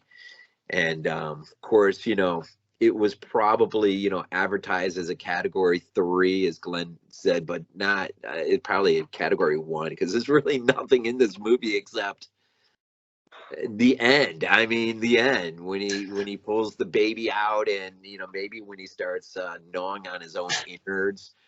I mean, there's nothing in this movie at all to warrant it being a video nasty, except for maybe that one scene, I guess, kind of. That was enough. But I do got the 4K of it now, on 88, and of course, I wish I would have taken advantage. I wish I would have realized the differences between just going Amazon and going and waiting for the 88 site release of it, which apparently were 2 different releases. So, what's the difference? This is pretty much bare bones. No book, no poster. Okay. Pretty limited in its extras. There's not a lot in here. It's just a couple of interviews and stuff. The only thing you really get is the 4K transfer, which, I mean, it's nice to have. I would have much preferred to have the other release with the book and everything, because some of the jobs these releases do with their books are pretty good, as you guys know. But the Grim Reaper, something else I was going to say real quick about it. Oh, well, I think my favorite scene has always been the through the roof scene. How he manages to be up on top of the roof and they're up there seemingly safe in this attic space. And he just knows, man. In that moment, that again ratcheted up a quiet sort of tension moment, and then that hand, when that hand comes crashing down through and just grabs that poor girl by the hair, which you really sympathize for, you know, because you realize she's blind, she can't see, she's been hiding out the whole time, you know, because she has a sense of smell, she knows where he is at all times, and she knows how to hide from him. But man, when he finally gets her and pulls her up through, God, even today, I still think that's one of the greatest moments in a horror movie. Uh, but again, I've always been a fan of, you know, island films, jungle island, horror island, I guess. And this would have been. There's something else I, guys, like right there. I was wanting to say. Oh well, too. If it's not for Anthropophagus not having any sort of release, just as I was coming into collecting, it is the reason why I went region free. It's the reason why I got my first region free player, so I could get the first '88 release from the UK. I think I picked it up from eight. It might have just been a UK order I picked up, but I picked up Anthropophagus was in the very first batch of the first UK order I ever made. and I want, and you know, who can see, you know, who can see and look out that eventually you're going to have other releases down the pike. And I just knew you couldn't find it anywhere. And, you know, watching Moods and all his videos and starting to realize what's out there and what you could get it and get your hands on. When I found it, that was Anthropophagus was the decision to go region free. And it wasn't the only one, but it was a main one. But today, you know, again, I see this movie a lot differently today. I love it. Some people criticize it because it's way too slow paced. I don't think it's slow. I mean, I get why they say that, but I can't get enough of it. I love it. Once you get past the beach and actually get in the interior of once they land on, or once the kids get there, and once you start getting into it, I just love it, man. It's like, I just love following it. And I love the story, love the reveal. A poor story, what happens to that guy and how he, you know, kills his wife and everything. And then just the mystery of how that all went down. How did he actually kill everyone on the island? You know, you kind of want that movie, but you're glad you don't have the movie because it would probably be horrible. But yeah, Anthropophagus, Video Nasty. My probably one of my introductions to the Video Nasties without realizing I was watching a Video Nasty when I was bringing it home on VHS. And at least for me, in all of its glory, it was probably cut, but a little bit. But love Anthropophagus. So number 3. Nice. All right. Well, I'm sorry, guys. This is going to have to be another twofer. The reason why is because these movies were made pretty much back to back. Yeah, for my number 3 picks, I'm going for Flesh for Frankenstein and Blood for Dracula. Oh, And nice. the reason why I picked these is because these movies are batshit insane. You know, I remember as a kid, I remember I read the book Frankenstein and I loved it. You know, I thought Mary Shelley is a genius. I still think she's a genius.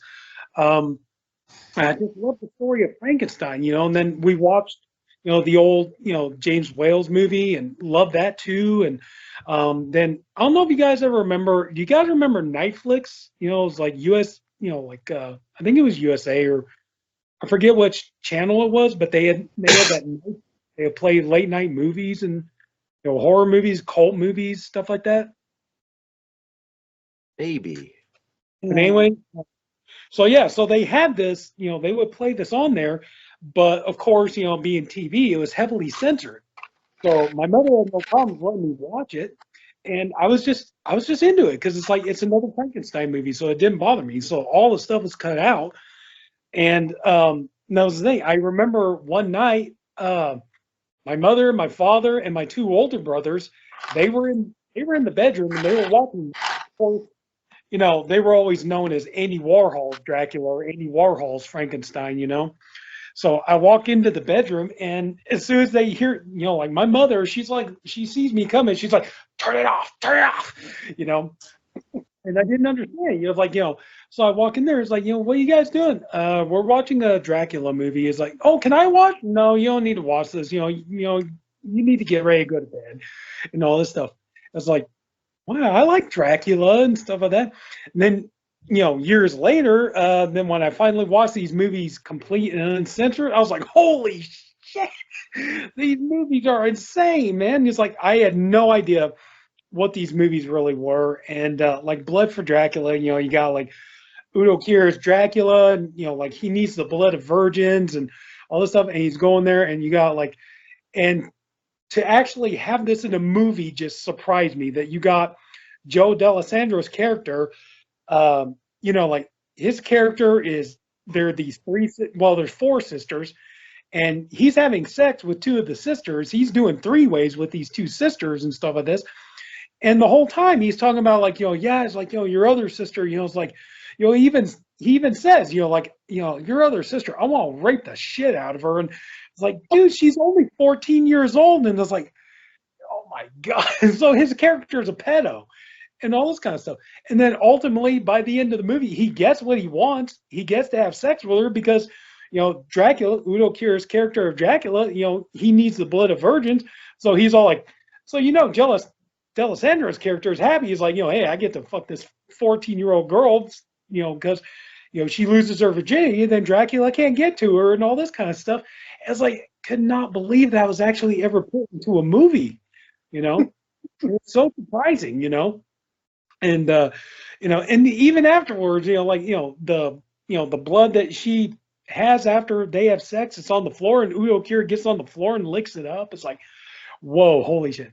And then, you know, at the end when he's like killing Udo Kier, it's hilariously funny because the effects are so bad and all that kind of stuff. You see this really fake looking arm getting chopped up, and you see the blood going everywhere and all that kind of stuff. But yeah, I just, you know, just it was so surprising to see that and to actually have that into a movie. And then going to Frankenstein, like this one really surprised me because, you know, watching it, you know, censored on TV, had no idea what all was in this movie. And then, you know, like Udo Kier has all these great lines, you know, like, you know, to know life, you have to fuck death in the gallbladder. And then the one part, because I never knew it was in this movie, when I finally watched it uncut, the part where D'Alessandro's character gets into bed with the Baroness Frankenstein, and, you know, she's like kissing him and all this stuff, and she's like, you know, do all, and then the sound effects, you hear this, you know, and all this stuff.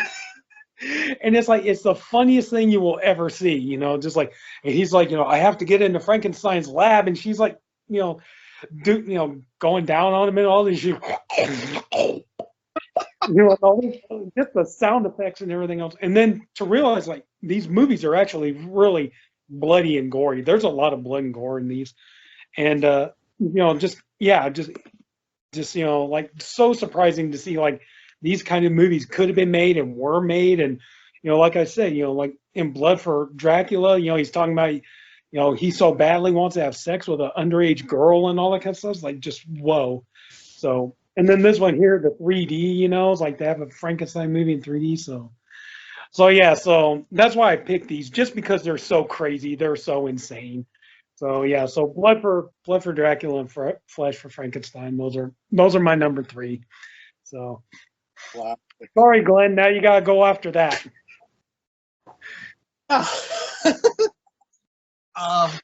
For my number 2 is one of the first Asian films I ever saw, and it kind of really got me on the path, if you will. That is Ring. And you notice I say Ring, not Ringu, because that's not a word. And despite what like the American releases tell you, that's not what this movie is called. This is a hill I will die on. This movie is called Ring. Always has been, always will be. people that call it Ringu are dumbasses. Like, honestly, like, this pisses me off so much. Like, I always remember when I first saw the trailer for this on the US DVD of The Ring, and it's like, Ring You, and I'm like, oh my god, I can't believe it's the equivalent of someone saying, how can I put this? Quoting Shakespeare, but instead of using the word like you all or ye or whatever, it's saying like y'all. You know, it's just not what it is. Damn it! I can rant about that for hours, so I'm gonna get off that pretty quick. This was one of the first Asian horror films I saw, and it was one of the ones that showed how different horror from a different country could be. You know, it's not a movie with a lot of gore. It's not a movie with a lot of scares, really. It's all atmosphere. And to this day, it's just a genuinely creepy movie.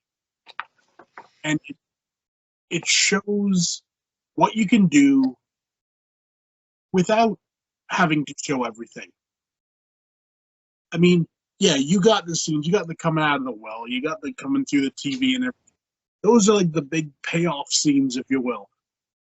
90% of the movie, you don't get any of that.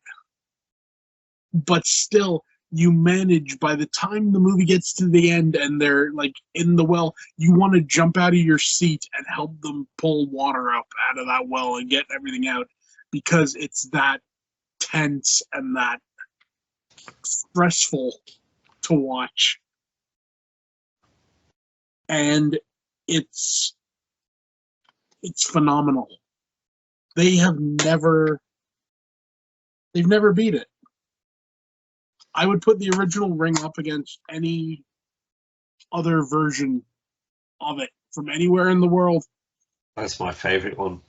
Yeah. Definitely. Hell, I'd put it up against stuff like Ju-on and everything, and it still holds its own. It holds its own.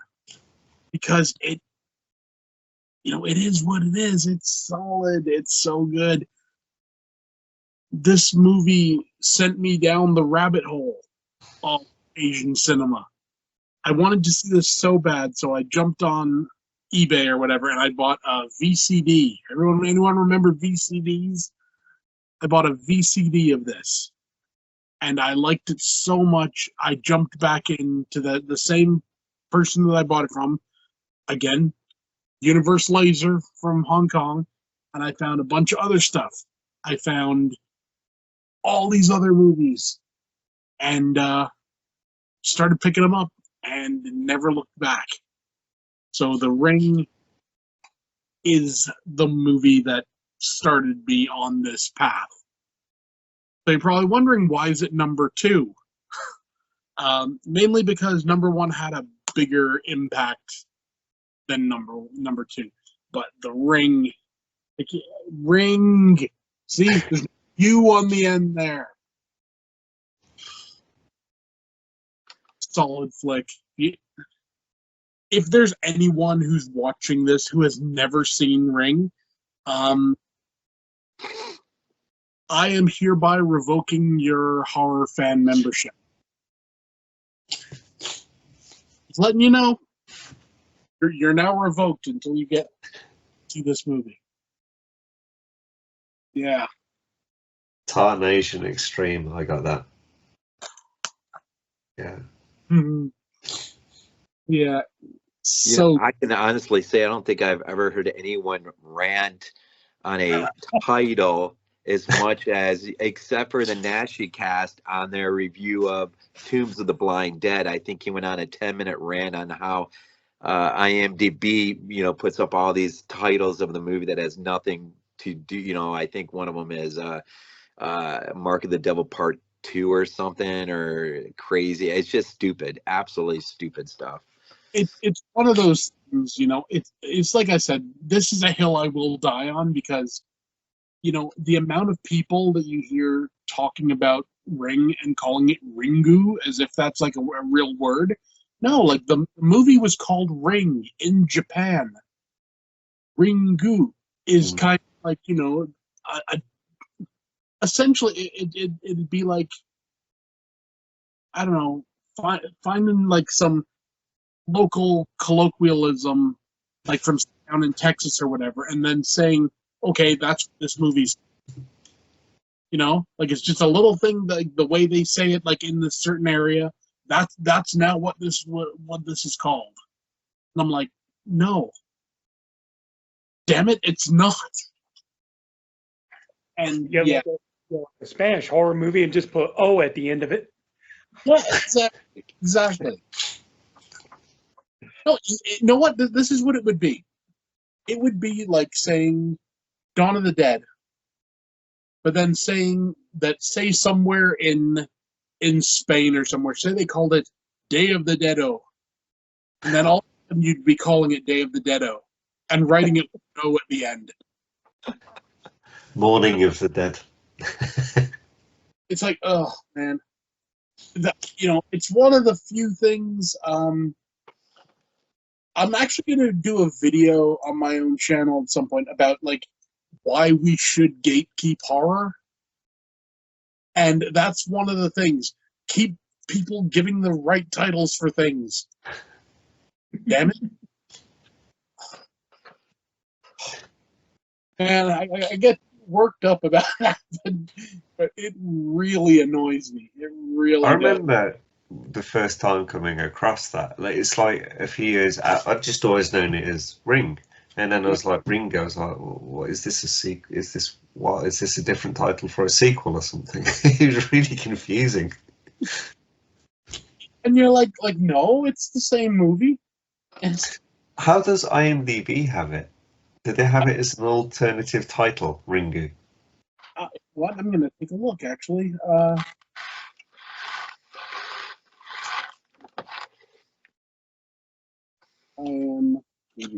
Because it shows alternative titles and which country they're from. Because Finland does that a lot. They change a lot of the titles to Finnish names.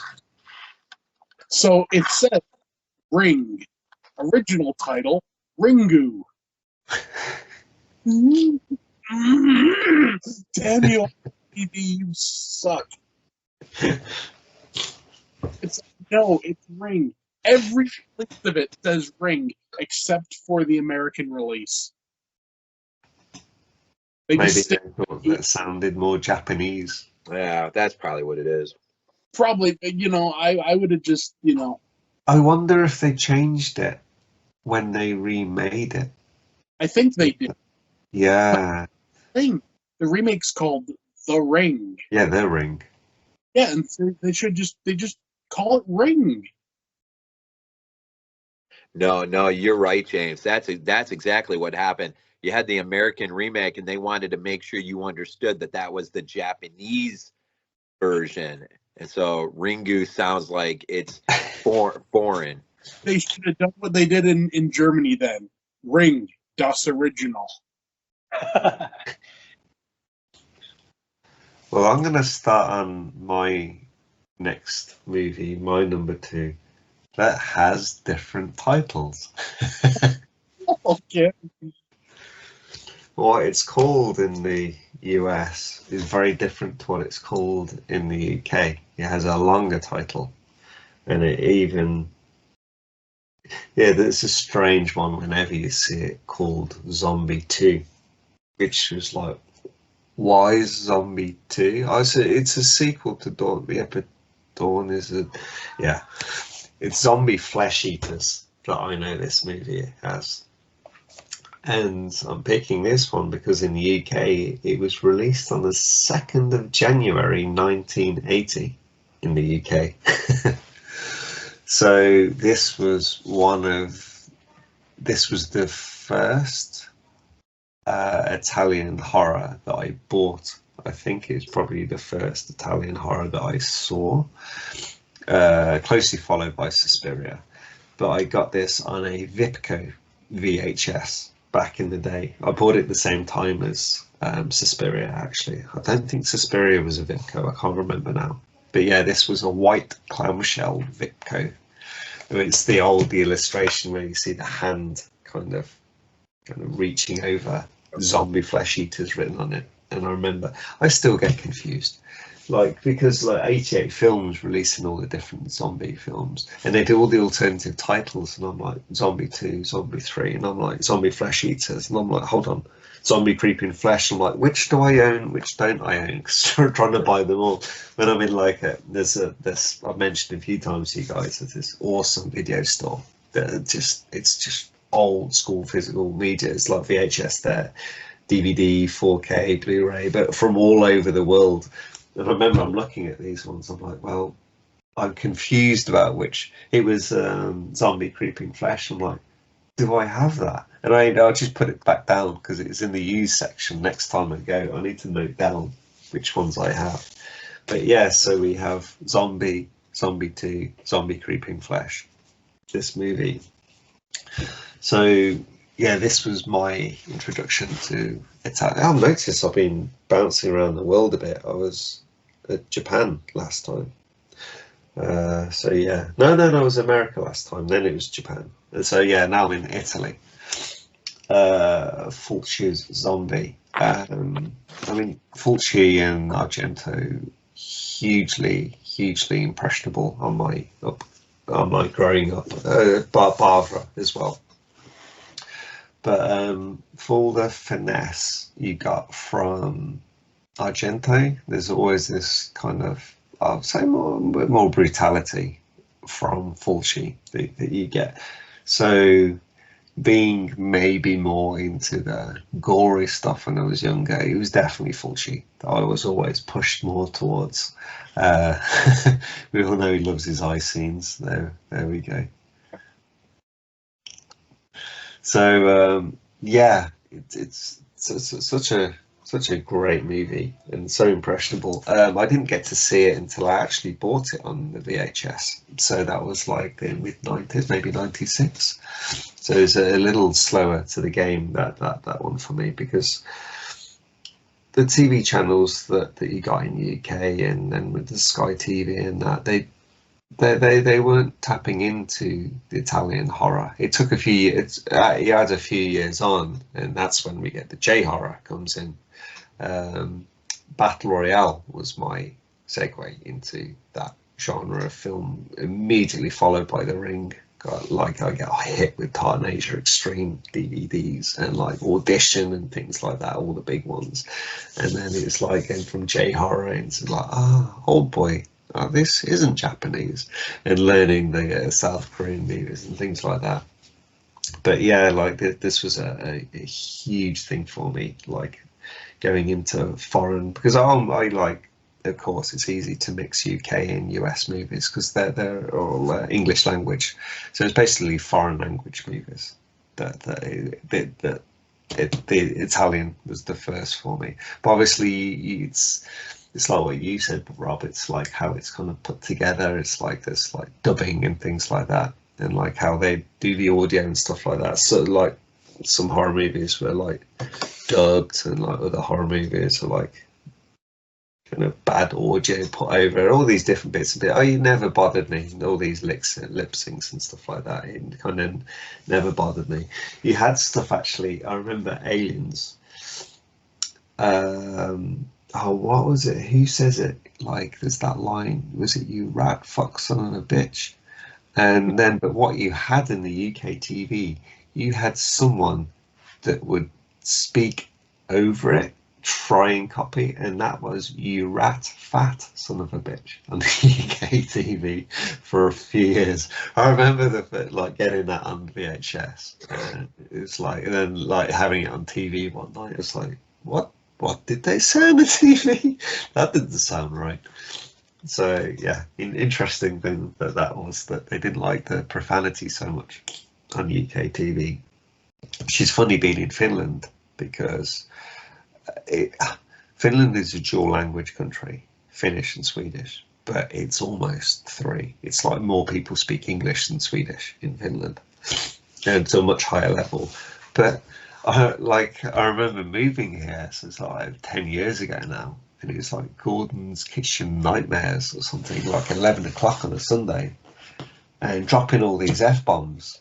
And they don't dub them out here, and they're swearing on the radio as well at any time of the day. You're like, whoa, okay then, interesting. And coming from the UK, where it's a little bit more now there's more swearing and stuff like that. But you think it, like, especially during the 90s, where you look at the slasher movies, there wasn't really so much bad language. They're really pulling away from nudity and stuff like that. It's very much more prudish time. But I've really gone away from what I was trying to mention. My very first purchase of VHS, and it slips in like 2 days into the day 2 of 1980. Yeah, in the UK, zombie flesh eaters. And I will apologise now. I cheat with the dates, and it's just not quite 1990 for my number one. But I'll explain more when I get to that. It's a huge impact for me. But Lonnie, No, all yours. Bob's turn.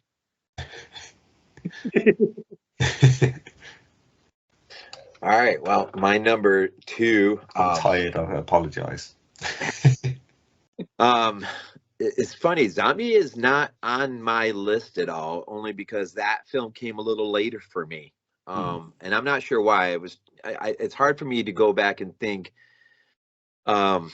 where exactly it was where it finally fell. I don't know if it was just, I don't remember. I don't have a clear memory of seeing it sitting on a video shelf next to all the other Italian movies. I don't know. It could have been. I don't know. But that came a little later. But my number 2 film, though, is Fulci.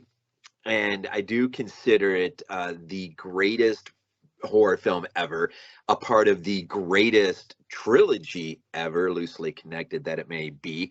And it got me to thinking, too, as much as I love Italian cinema, I can pull at least 5 greatest out of it, whether it's greatest slasher, greatest score, greatest horror film, greatest loosely connected trilogy.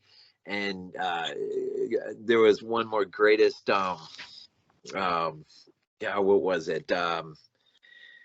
Slasher, score, or zombie, I guess is it. I do consider it. I think it just for me edges out Dawn just enough of a hair smidgen to call it.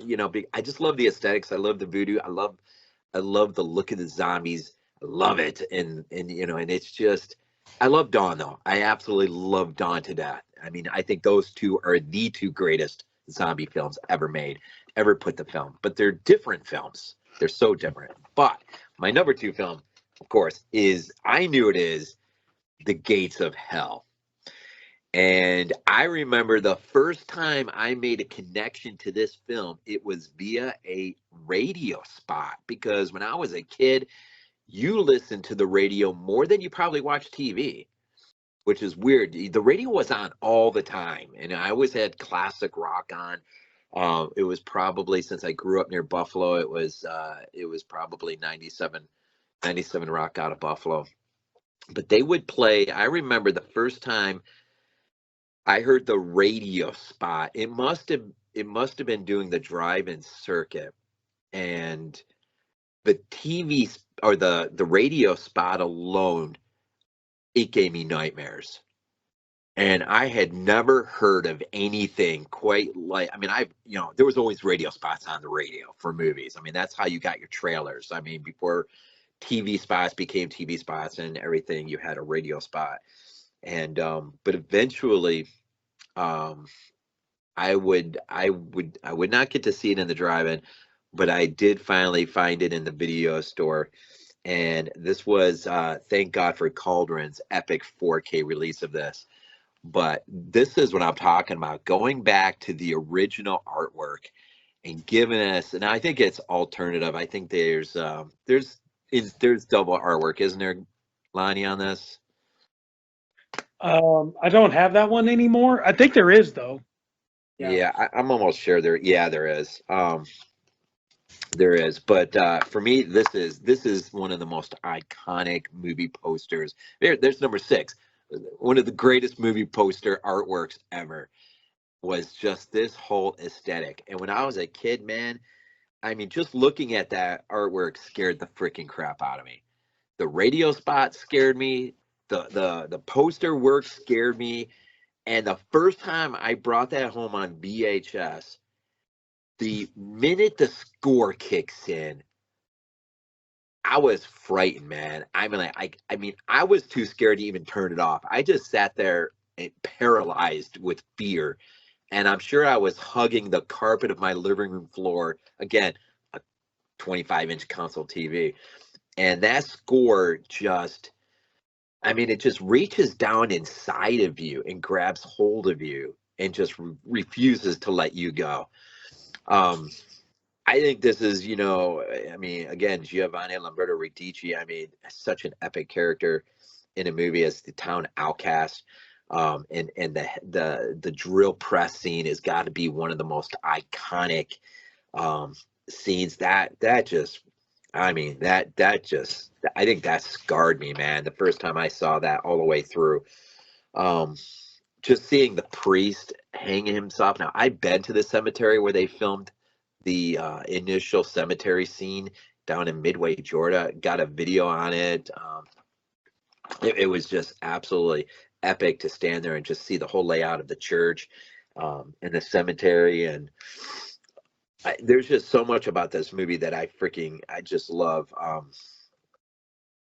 Just the whole Lovecraftian nature. I don't know if anyone quite, well, I'll say the two I think that have gotten closest to capturing Lovecraft on film is Lucio Fulci and Richard Stanley. The color out of space is absolutely fantastic. But there is something, Fulci, Dardano Sacchetti said, the one thing about Fulci is when he discovered Lovecraft, he ate him up. I mean, he devoured Lovecraft, and he started to see within Lovecraft a new, a sort of, I guess, who he was as a director in terms of the type of horror that he was going to start experimenting with. And out of that love of Lovecraft, of course, is the Gates of Hell trilogy, which I think is the greatest. I think it's the greatest loosely connected trilogy. The Beyond may be the pinnacle of his greatness, but for me, it's always going to be the Gates, the Hell. I love the ending. As weird as it is for some people, when they're down underneath the cemetery, and I thought Rob Zombie's House of a Thousand Corpses was a nice nod to this, but when they were down underneath and see the corpses hanging from the ceiling, and and of course Fulci's one of the only ones that when he shows you a corpse, I love how he shows you it's coming out of the ground. I mean, it's been sleeping in the earth and now it is woken up and it's rising up. And that, to me, I've always loved it. I don't know, man. Again, I could just go on and on, but as a kid, this movie really just, I mean, absolutely blew me away. But it would be a while before I would reconnect with it, before I really would reconnect with Fulci and a lot of Italian stuff. When I went into the Army for 4 years, that there was a big gap of time there. I'm getting married and everything, and then getting, into the marriage away before we started settling down to where I could start really thinking about movies again in terms of buying movies again. I mean, it was only a matter of time before I started, looking to see how I could. And I think the first copy of this I got was the Blue Underground, the original DVD release that they put out. And then, of course, Arrow put out the incredible release of it. But I love the disjointedness, the nightmare logic of it. I love all of that aspect. Again, I think I was just wired differently as a kid. It just, to me, I got it. I understood it. I understood what was happening here. It was like little pieces in a puzzle just being dropped and connecting. And I always saw, I always understood the greater picture of what was being put together. And it's a shame that too many people will put something like this in and they just don't get it because it's too disjointed for them, and they just don't understand what's going on. But going back to the TV spots or the radio spots, which that's another reason why I love physical media. When they add in the radio spots and you can go back and reminisce, and like I heard that as a kid, that gave me nightmares. Or I was thinking when James is talking Alien, I remember, I didn't see it in its theatrical release, but I remember going to the theater and they had a toy. I can't remember who put out the toys initially, but they had a big giant standing alien in the box office. That gave me nightmares as a kid. I mean, that was such a unique creature to create. I don't think I saw that movie till I was like in the middle of the night on HBO or something. But the vomiting scene was a big scene, with that poor girl vomiting. Seeing the Kelly Sauvé, of course, in the cameo. Just the score and just, I don't know, just this otherworldliness that few people like Fulci could capture and put on film. And I wish somebody like Cauldron or somebody would give stage fright the same kind of attention that they gave. And Arrow too. Arrow just gave a phenomenal release to that. The big book that you get, and was it Stephen Thrower's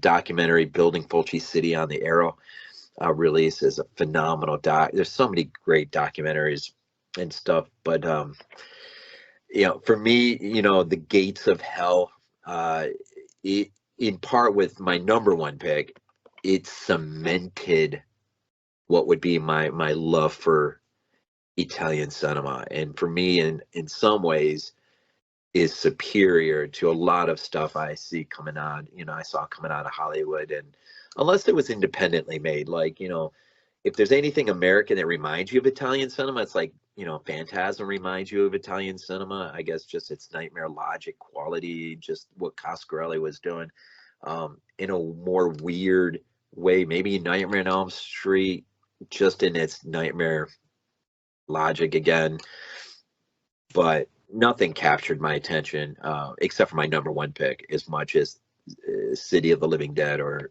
The Gates of Hell. As I knew it, I think it's a landmark achievement of filmmaking, and not enough people talk about it. It's good stuff. Number two. Well, for my number two, a little while ago when I did my honorable mentions, I talked about Duel and how Duel was like it was really pushing about what they could do as far as storytelling and everything on movies for TV and stuff. And the 70s, you had a lot of other good stuff coming out. You had the first trilogy of terror with Karen Black, and you had Night Stalker, The Night Strangler, like all these really good movies. You guys probably already know where I'm going with this. My number two pick is Salem's Lot from 1979. And just, wow. I mean, we were talking about this, a little while ago. And, I just recently watched the new version that was put on HBO. And the thing with the new version, these, Glenn and Rob already know this, but I'm saying for the people out there, it's like the problem with the new Salem's Lot is just that because they condensed it to a 2-hour movie, the biggest problem that's not a problem with this, the biggest problem was that, the character development and everything else is pretty much gone. So really what they did was they just made a movie that was just scary scene, scary scene, scary scene, scary scene. And the problem is like you're watching it and you're like, okay, yeah, the vampires look creepy, it's gorgeously filmed and everything else, but I just don't give a crap about the characters because there's no character development or anything like that, really. And, to see like the work and everything else, there's videos on YouTube that talk about the making of this documentary or the making of this miniseries. and talking about like how for years they had tried to do scripts, tried to do it as a theatrical movie. Larry Cohen tried to do a script, and so many other people tried to do a script, and they couldn't get it. They could not condense it down to a 2-hour movie and make it work. And the funny thing is after this miniseries aired, they did condense it down to a 2-hour movie so they could show it theatrically overseas. And then you're watching, it's like, yes, it just doesn't work. It needs, because, the story is about a town of people. And, it's about how this vampire plague affects the entire town. So you really need that longer format. And the miniseries was really what made it work. And Tobe Hooper, really appreciated Stephen King's book. And we were talking earlier about could Lovecraft maybe, Robert brought that up. Could Lovecraft maybe have had an influence? Possibly, yeah. Even though Stephen King always said that, the book was always meant to be just his version of Dracula. And similar to how, like he said, yeah, actually, Rose Red is basically just my version of The Haunting of Hill House and stuff like that. And funny stories, I remember when I was real little, I remember my mother, she told me the story about, she had bought the book and she read it. And she said the night she finished reading it, she said that the book scared her so bad that she got up, as soon as she finished reading it, she got up, she went outside, took the book, threw it in the trash. She said, that book scared me so bad. She's like, I got bad vibes off of that book. I didn't even want it in the house. She's like, that book scared the ever-loving crap out of me. And of course, that piqued my interest and everything. And then the TV movie came on and all this stuff. And then, we watched it, as kids. And even though we probably shouldn't have been watching it, we were watching it. And, of course, my brother and I, as soon as, we would watch it. And then, my mother, she had a little arts and crafts center in the corner. And we knew she had popsicle sticks. So we would go grab her popsicle sticks and tape them up so we could make crucifixes out of them and all that. And she's like, would you guys stay out of my stuff, please? But no, we need to fight off the vampires and stuff like that. But just this was such a good movie. It's so well made. That when you hear the story that the mechanism for the kid, when he opens the window and the vampire kid floats in the room, that Tobe Hooper built that himself and all this stuff, is like, whoa. And I found it interesting that that the only complaint that Stephen King had was that he just didn't care for the whole, making Barlow look like the Nosferatu vampire, because in the book, Barlow is written more as like a Dracula type, and he's able to speak and he's able to seduce his victims and things like this. But that was and even Stephen King is like, nah, I got over it. It's like, it works, people like it. It scares people. That's really all that matters and all that kind of stuff. Of course, probably easily the scariest scene in the movie is, when he goes into the room and Jeffrey Lewis is the vampire sitting there in the chair. He's like, look at me, teacher. And that's the thing. This story has been remade twice. And over the years, and you're kind of hard pressed to find a vampire story that is scarier than this one. Most of your other don't get me wrong, Lost Boys is great, Fright Night is a masterpiece, all these other movies are great and everything else, but they're just not that scary compared to this, And most of the time, especially nowadays, usually it comes to vampires, oh, we gotta make them love stories and we gotta throw werewolves in there too and all that kind of stuff. Or they gotta be really, really sexual, or we gotta make them action movies like Blade or something like that. But I think that's one of the reasons why I picked this, because from 1979, all these years later, this movie, it still holds up. It still scares the crap out of people. You really, it's been remade twice, and even the remakes can't top it. And you would think that with technology advancing and everything else, you'd think they would have more time, more money, and everything else. You think that they did. This was back in the 70s. We could improve upon it and stuff like that, and yet somehow they still don't manage to. And but just, and the fact that something like this came on TV, and you could just see the evolution of, TV movies, TV miniseries, even TV shows are starting to, the storytelling quality is getting better, and they're starting to push more about what you could see and everything else. So, but yeah, just just this is an amazing movie. I could watch it over and over again, and just I think it's so well made. The atmosphere, the music, the soundtrack. I even remember like it's my last birthday. My brother bought me the vinyl for my birthday present, and even he was all like, "Dude," he's all like, "I'm gonna tell you right here and now." So honestly, he's like, "I was this close to not even giving you that. I was close to just keeping it for myself." Because the music is so good. It's such a great soundtrack and everything. But so yeah, so number two, I just think such a great movie, Salem's Lot. That's my number two. Cool. Nice. Yeah. You ever seen sorry, go. I was just gonna say, have you ever seen like talking about vampire movies that are a bit different? Have you ever seen The Night Flyer? Yes, Oh, that's a good movie. Yeah. Again, Love, that Steve- needs a good release. It does. definitely. It does. Mm. Yeah, Well, that's been relegated to DVD for years. I mean, has there ever been a blue release of it? No, I've just got DVD.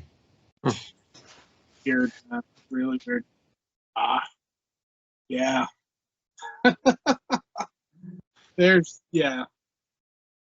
Really good vampire things are few and far between. Let's be honest. I mean, Mm.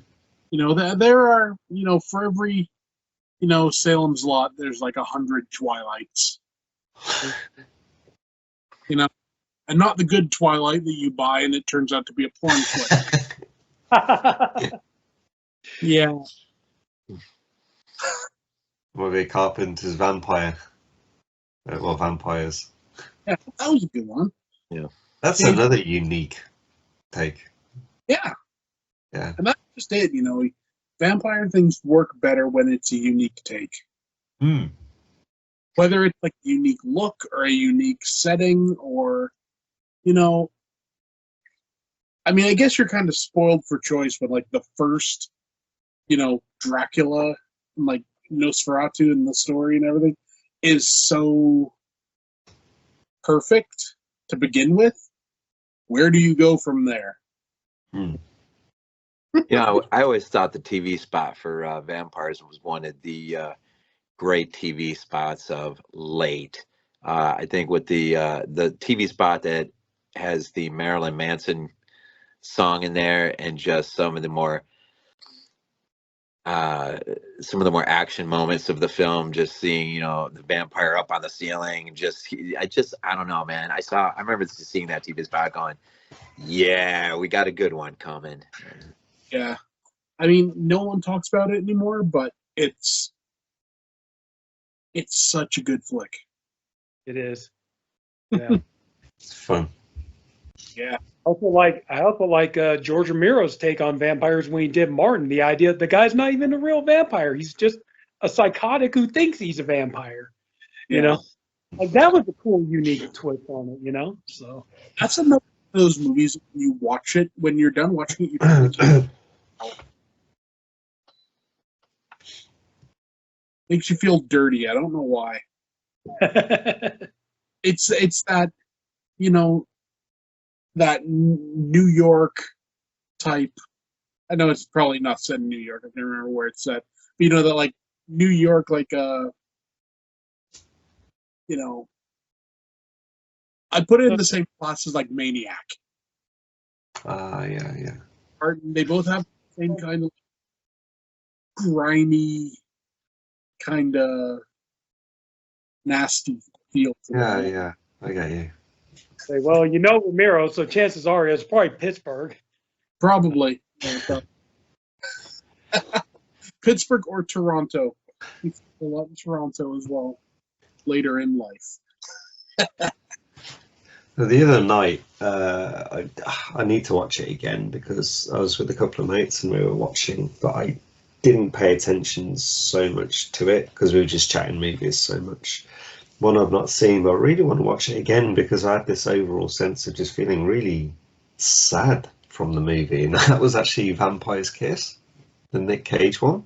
Oh, yeah. I know there's a lot of goofiness, a lot of memes, a lot of over-the-top Cage, but I really tapped into the ending, and I was like, overwhelming feeling of sadness for it. So I really do actually. I was like, that was nothing.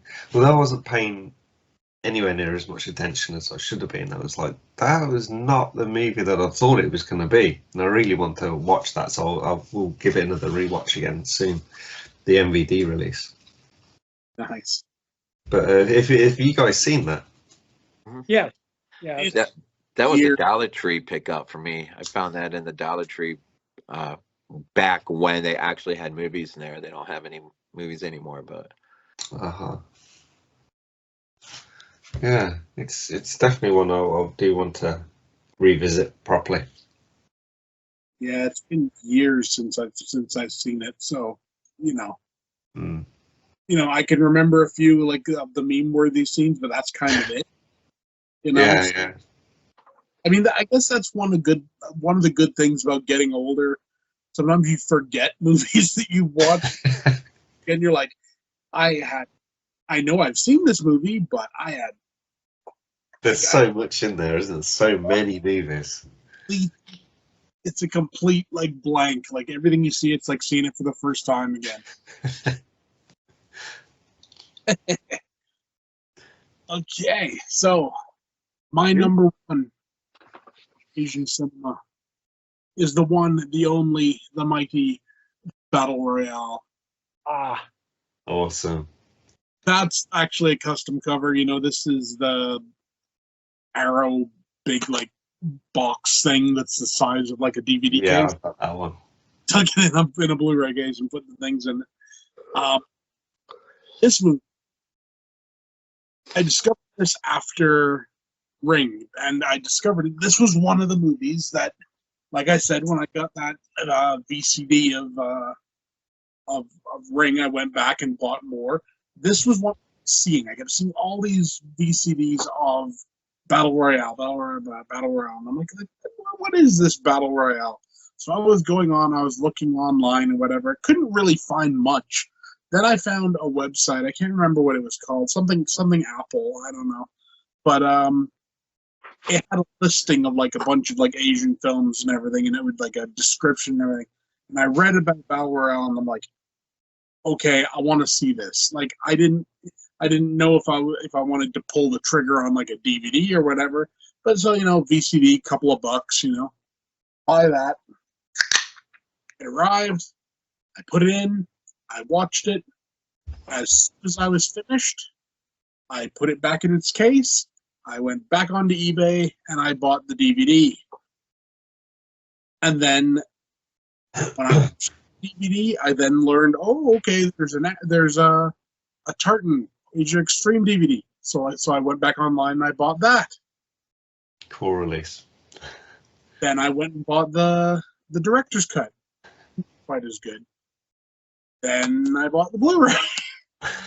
You can say, like, this movie has stuck with me for years. I mean, let me put it this way. I have 2 copies of the novel. Nice. Just Have you read them? Or read it? I've read the first edition. I haven't read the new one, which is like a new translation. But great book, great movie, wonderfully directed by Kenji Fukasaku, who, unfortunately died before the second one got made, and his son took over.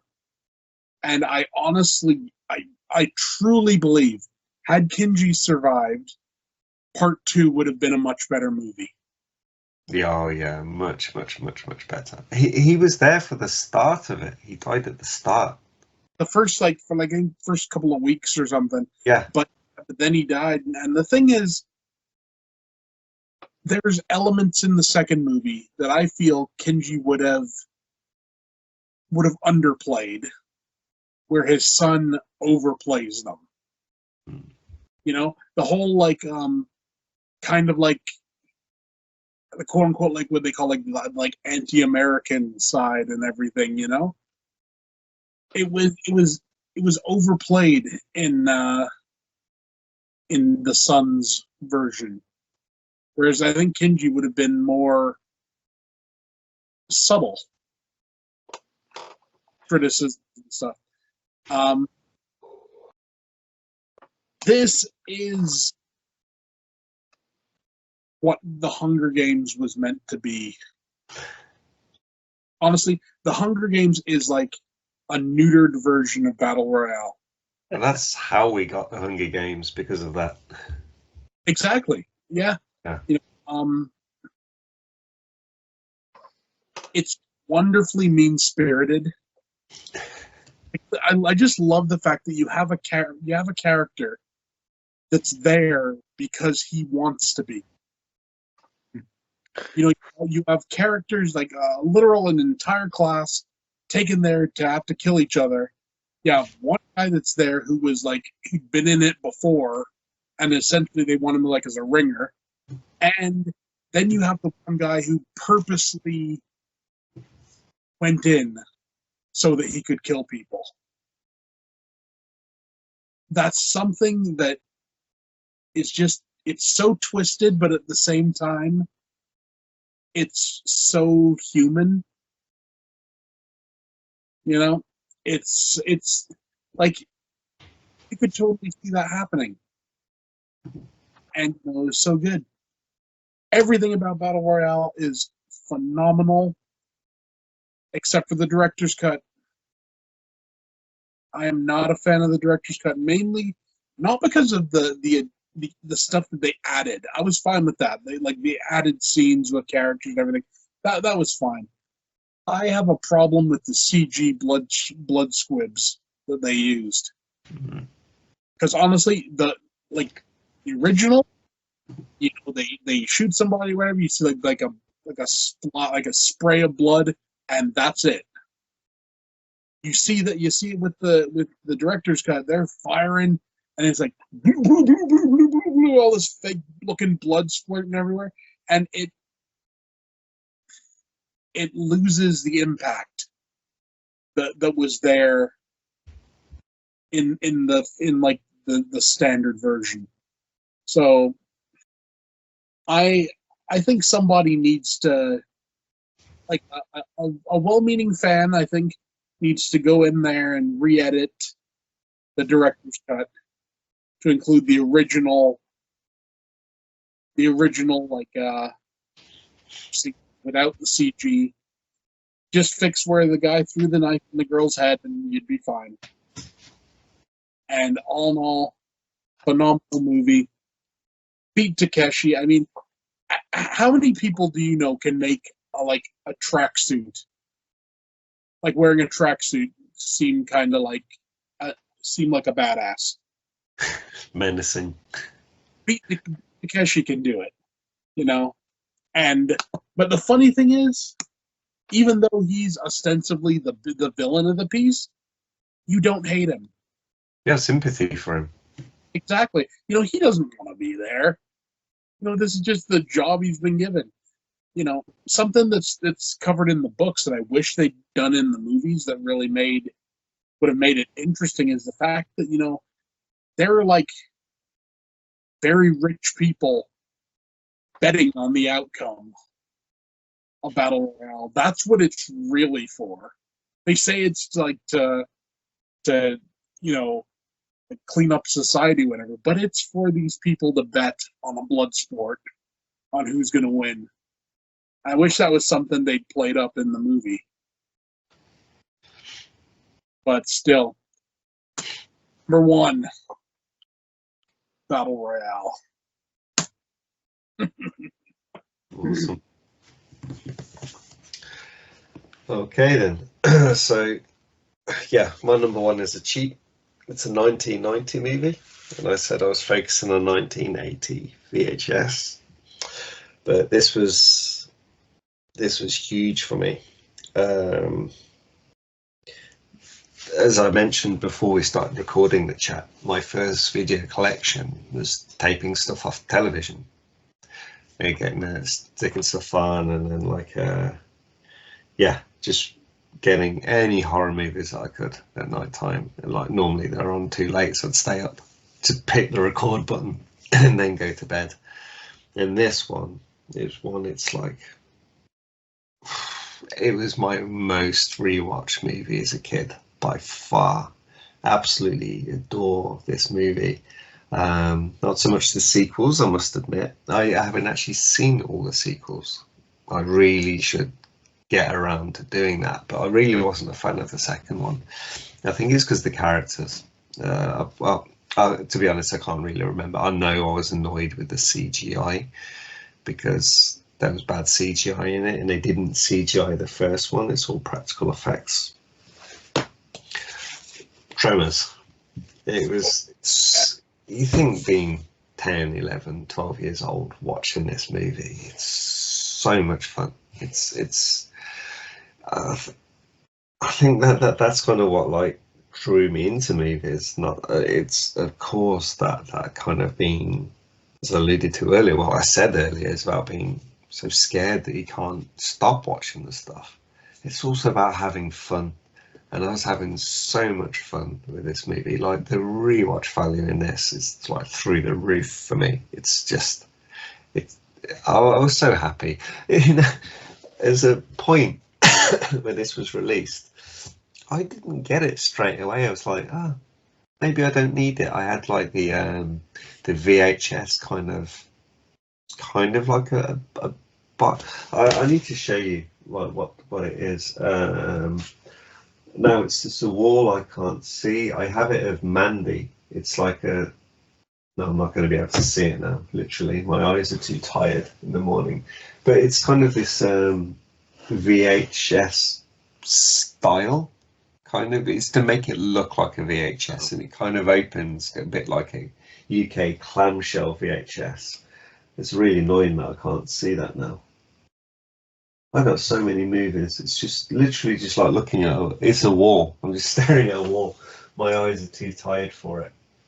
I think I know what you mean. They're like yeah, it was. I think it was the company HMV that did them. Yeah. So the HMV releases, and yeah, I actually had that, and I was like, I don't need the Arrow. And then literally like 2 days later, like, I need the Arrow. I don't know why I didn't just get it straight away. Yeah, fantastic release. But those physical releases that you get now, I think it was born from the early days of VHS, of being able to tape something for yourself and physically have it. You can watch it anytime you want. And that's like, wow, it's such a huge thing. And then obviously, yeah, everyone tapped into that. And it's like, yeah, we can sell. We don't have to. I think it was Rob that you were saying. It's like, we don't have to just sell these to shops. We can sell these to people. Consumers will buy this. So yeah, that like. So my first collection, it was like having these movies, having a certain amount of tapes. It's like 20 tapes. And like, oh, I really want to watch this movie.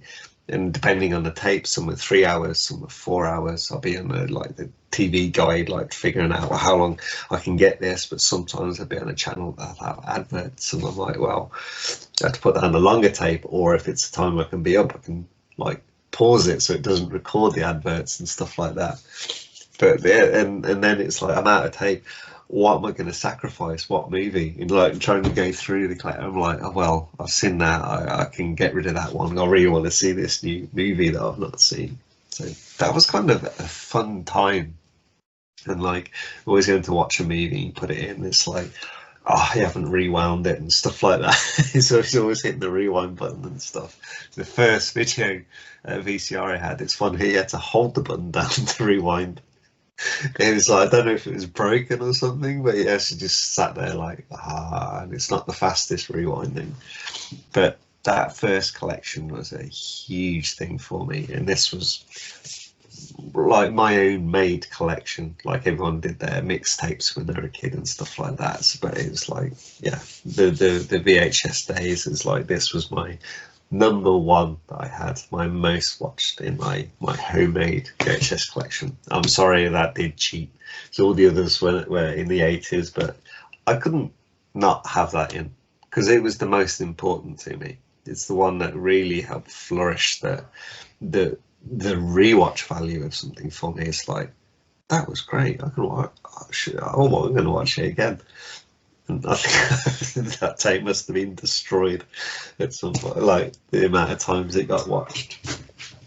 But there we go. That's my number one. Complete classic. Yeah. Let's be honest. It's probably filming in like 1988 and 89. So, I think we can. You can cheat a little bit. The casting is so good on that. Yeah. The writing is so good.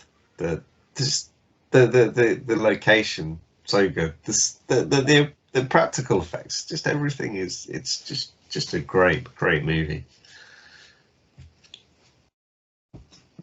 Rhonda, what do you think they're trying to do now? Why do you keep asking me? Yeah. You figure after all that like sheet, they gotta take a dump someplace. Yeah, I love that one, guys. Yeah, but where do they come from? It's like Oh. great character. Yeah, even the side characters. Stick out the back window. Could somebody perhaps help me? Yeah. Even the side characters, they're all memorable from this.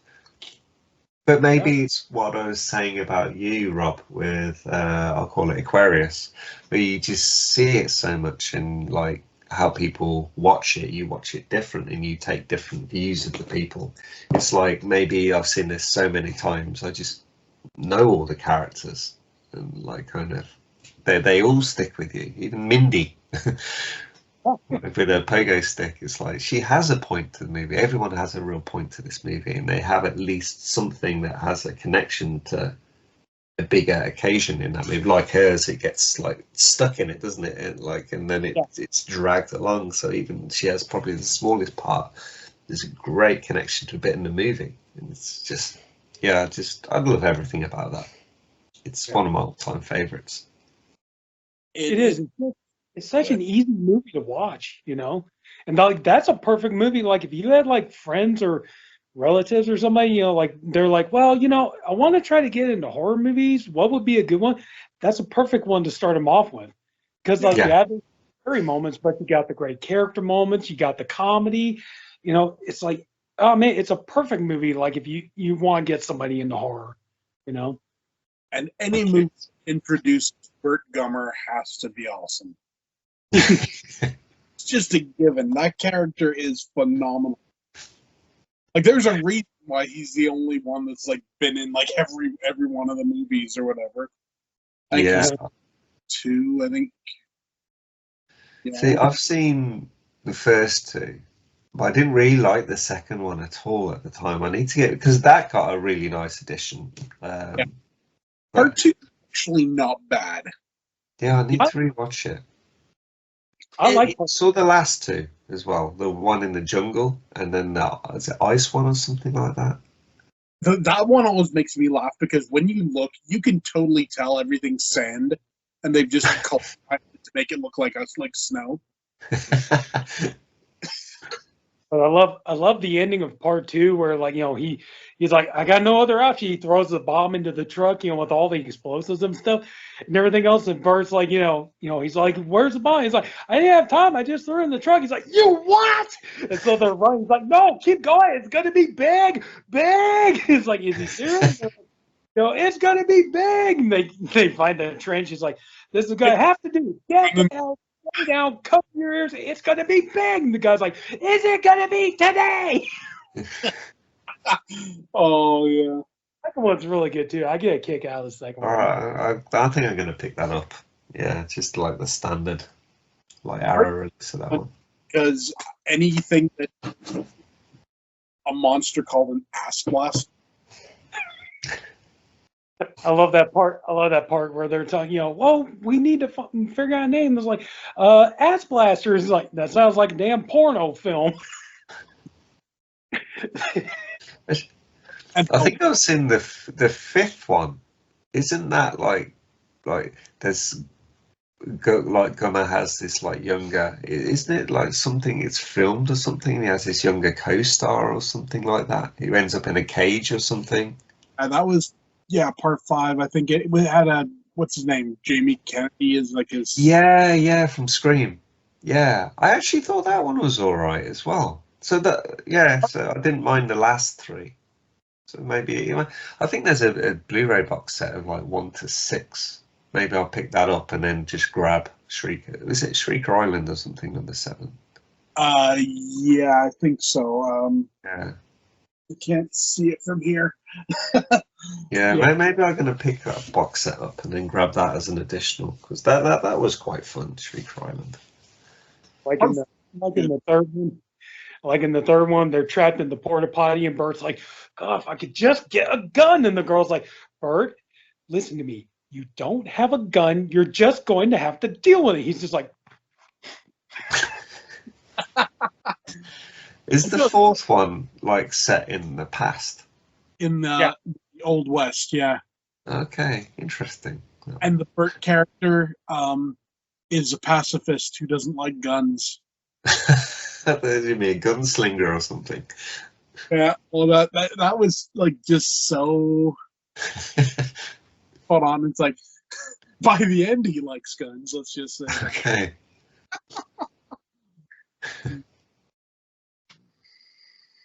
"Your turn, Rob." All right. Of all the films on the list, this would be the one, if I had to only pick one out of the entire list that we've gone through tonight, this would be my pick if I knew someone who had never seen an Italian horror movie. This would be probably one that I would say, let's look at this, because if you can't become a fan of Italian horror after seeing this, well, there's no hope for you anyway. So just, Italian's not your thing. I first rented this. I think Fangoria had a little blurb about it in one issue. Said, be on the lookout. It's getting a U.S. release finally through Magnum on VHS. So be looking in your video stores. And surely didn't take long before I finally couldn't believe it the day I saw it sitting there on the shelf. Of course, I think I was your kid that begged the people who ran the video stores always to be looking in their catalogs for this movie or that movie or this movie, if there's any way you can buy it. Now, I didn't realize at the time that, it cost these people like $100 a shot, pop to buy these things. But this one video store was so good on it, and they got it. And one day it was there, and it was the first film I brought home that was letterboxed. And I'll never forget it. My mom was going to watch it with me late at night, and she had no idea what letterboxed was. And when she saw the top or the bottom of the screen, she's like, I can't watch that. I can't watch a movie like that. I don't even know what. And then she got up, and so I was left in the middle of the night in the darkened room, in my living room. And I'm telling you, it was one of the greatest experiences I ever had on my 25-inch console TV. And that is, of course, Dario Argento's masterpiece, Suspiria. This movie, I think, a lot of these Italian movies had an opening scene that just I never forgot about. And for me, the opening moment when she is leaving the dance place and she sees the girl running through the woods, and Goblin score is just starting to really kick in. There's just that spookiness of knowing that something is chasing this girl through the woods, but you don't know what's chasing her. And when you're sort of privy to probably what was chasing her later on in the film, it's even that more terrifying to think that something, some sort of witches or something were, chasing after her or something, or, and then once you through that, and then of course, she gets in there, and the minute she's looking through that window with a lamp, and she sees the glowing eyes, in the darkness, And then she looks closer and closer, and man, that hairy arm hand just comes crashing through. And there are so many iconic moments in this movie, man. I think for me, one of my favorite moments is when the girl falls into that weird empty room of just nothing but barbed wire, that wire, and Yeah. she's desperately trying to climb through it. And by the time she gets to the other side, that thing, whatever it is, just reaches down and just raw, right? I mean, and it just has those um the two ladies, their names are escaping me, but the two that run the school, were Mhm. just so freaking, they're so iconic. I mean, they've got such a huge history on IMDb. That better. I thought, what's her name that played the girl that was in charge of the school? Can't think of her name, but she was just. I mean, the casting is just freaking awesome. Udo Kier, we've mentioned him in this. Of course, a young Udo Kier, right, who Jessica Harper goes to visit. But the music, the Goblin score, I think this is the greatest score ever put to a horror film. Some of Frizzy's work is absolutely insane, but when you just consider the tempo of the score and what is happening on film and how they just seem to go together, I don't know what this movie would be like without the Goblin score. I don't know if it would be the same movie, because the score just takes you up to that other place. And and that thing that comes out of the closet at the end, I mean, it's so terrifying just to look at. Um, I don't know. I love the whole maggot scene when they're coming through the floor and they go up there and it's all that rotted meat and everything. I still can't figure out exactly what happened with that. Seems like the whole thing was intentional. Um, our favorite guy with the blind guy with the dog, Oh yeah. who's walking through the courtyard, and you just get that. There's that one sense where you're looking up at one of the buildings and it almost looks like you see a witch on a broomstick fly by, the shadow of it. And you just get this sense that these witches are flying over above on these broomsticks like of old, traditional witches. And I love Suspiro because it was like Argento was tapping into that fairy tale-esque nature of what we know are to be witches, what we think of witches, but they're terrifying in his movie. They're real. Their curses are real. Um, the evil that they can conjure is real. Um, I think as a trilogy, I love Inferno. Inferno in so many ways works well. I think it's one of the greatest underwater scenes in a room. Um, but Mother of Tears really falls flat for me, and so I mean I can't put the trilogy as a trilogy anywhere near the Gates of Hell trilogy. But Suspire as its own film, and I've grown to love Inferno more and more as I grow older and I rewatch it and I see it. It's really grown on me as a film. I wish Mother of Tears could have been the same. I wish he could have still somehow tapped into what made um, Suspira so great. But as a kid, again, just as a kid, I mean, this movie, like a lot of them, but maybe more than any of them, lit my imagination up and just was, unlike so many movies, took me somewhere that other movies just couldn't take me to. It took me to a place that was so far away, and yet it was right there on my my screen. But I was somewhere else, man. I was somewhere else. And I think I'll say this: next to the release of Jaws on 4K, I think Suspire on 4K, I think Synapse, this has got to be one of the most beautiful looking films on 4K. It is, I mean, a Cauldron's release of City of the Living Dead is absolutely insane too. I mean, that looks just freaking great.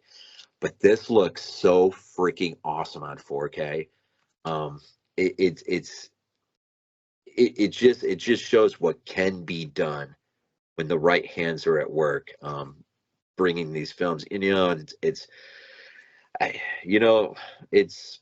I heard. I think it was. I don't know. It's the Nashi Cast or the Bloody Pit. Well, they're basically one and the same. But I remember they were talking about um, physical media once in one of their podcasts, and you know, and they, you know, and we look back and we love looking back and remembering what it was like to watch these things, and yet we can watch some of our favorite films from our childhood in ways that are so much better than when we had them, and yet when we had them, that's all we had, and that's all we knew, and yet it lit us up, and just, I mean, you know, um, and you know, I saw Zombie on the big screen, and that was absolutely freaking amazing.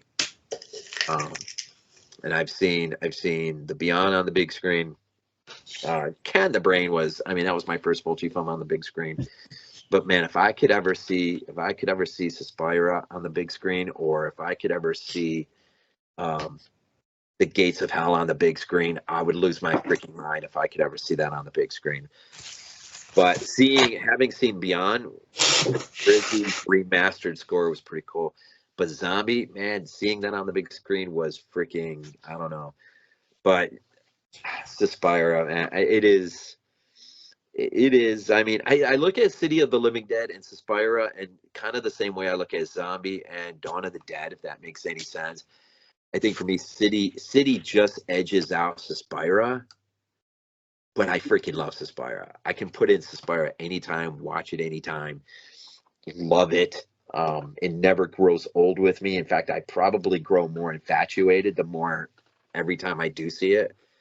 But there's something primal about City that just is different, that hits me differently. I think it's scarier for me, which is weird. But Suspiria has its moments. So man, I still think today the girl running through the woods and just thinking of what's chasing her is freaking terrifying. And it just makes me wonder what people thought when they first saw that on the big screen in '77. I mean, how crazy it is. The '70s pushing the boundaries of film and creating things. And Argento, of course, was one of the ones on the cutting edge of that. So, you know, with the likes of Argento and Fulci and some of these guys, you know, I love Italian cinema. But Italian cinema is what opened me up probably to have a growing love for other cinema around the world. If it wasn't for Italian cinema, I don't know if I would be such a fan of the Tombs of the Blind Dead, you know, films. I don't know if I would be, you know, a big fan of, you know, the Rex series, you know, out of France and some of these other countries, you know, that have produced South Korea. You know, I was kind of hoping, I was not hoping, but I was kind of wondering if you weren't going to pull a surprise, Glenn, and go with the sadness for number one, just to have something a little newer. But you know, I had to go with Battle Royale. So my number one is Dario Argento's original, and I have to say the remake has grown on me since I revisited. I didn't like it the first time I saw it at all, but I appreciate that movie, and it's too bad it failed market or making money wise, because it would have been great to actually get a complete Three Mothers trilogy. Yeah. And unfortunately, profit is what dictates those things, and it's really sad and unfortunate, because that would have been great to get a trilogy close together. That could have been great, but we'll never know what that would have been like, unfortunately. So anyways, Lonnie, take us home. Okay. Well, for my number one, I really tried to stay away from, you know, like the most well-known '70s horror movies and stuff like that, but it just seems like it's impossible to talk about 1970s horror movies and not talk about this movie. And of course, it's The Exorcist. And just, you know, I mean, of course, what can you say about this movie? Just, man, I remember just my memories of this movie, and I remember being a little kid, and there was a issue of Fangoria, and it was the thing, you know, like people, my mother, my father, my brothers, they were just like, they wanted no part of this movie and everything. And then there was like Fangoria had done an issue. They did kind of like a retrospective where they were doing interviews with Freakin' and Blatty and some of the cast and crew and stuff like that. And I just really, really wanted to see this movie. And I kept pestering my mom every time we go to the video store. Like, let me see it. I want to see it. No, you're not going to see it. You're not going to see it. And I wore her down. And finally, she was like, okay, you're going to see this movie, but here's what's going to happen. You're going to sit in the living room. You're going to be in there by yourself. The lights are going to be turned off, and you're going to watch this by yourself. If you get the crap scare out of you, which you will, don't even think about coming into our room, ask if you could sleep with us tonight and all that stuff. So, and true to her word, we got home and everything. We had our dinner and, washing dishes. I went there. I sat in the living room. She shut the lights off and everything else.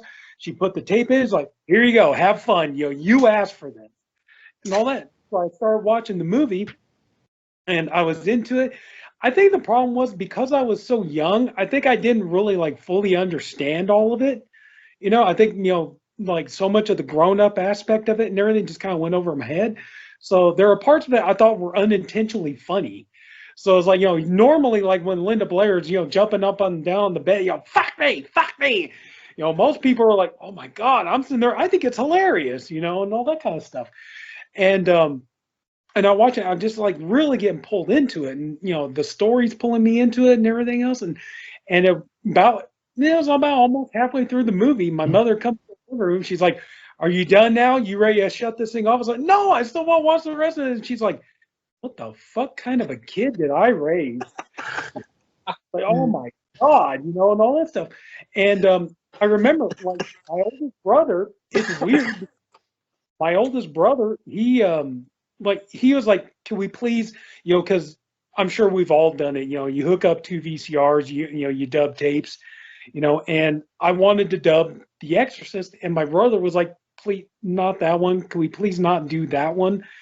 And all this stuff. And I was like, no, I want the Exorcist. I just feel like bad mojo having that movie, even if it's just recorded. I don't even want it in the house and stuff like that. But so I record it. Funny thing is then years later for Christmas, he bought me the big like Warner Brothers like VHS box set. They had the CD soundtrack and the lobby cards and all that, which I still have it and all that. And then of course too, you find out, not just the movie, but then, obviously, you start hearing about all the stories about it, like, find out it was based on true events. The story about the making of the movie, like how, Freakin' acting like a maniac on set, shooting off guns and all that other kind of stuff. You hear about, so many deaths that were attributed to the movie.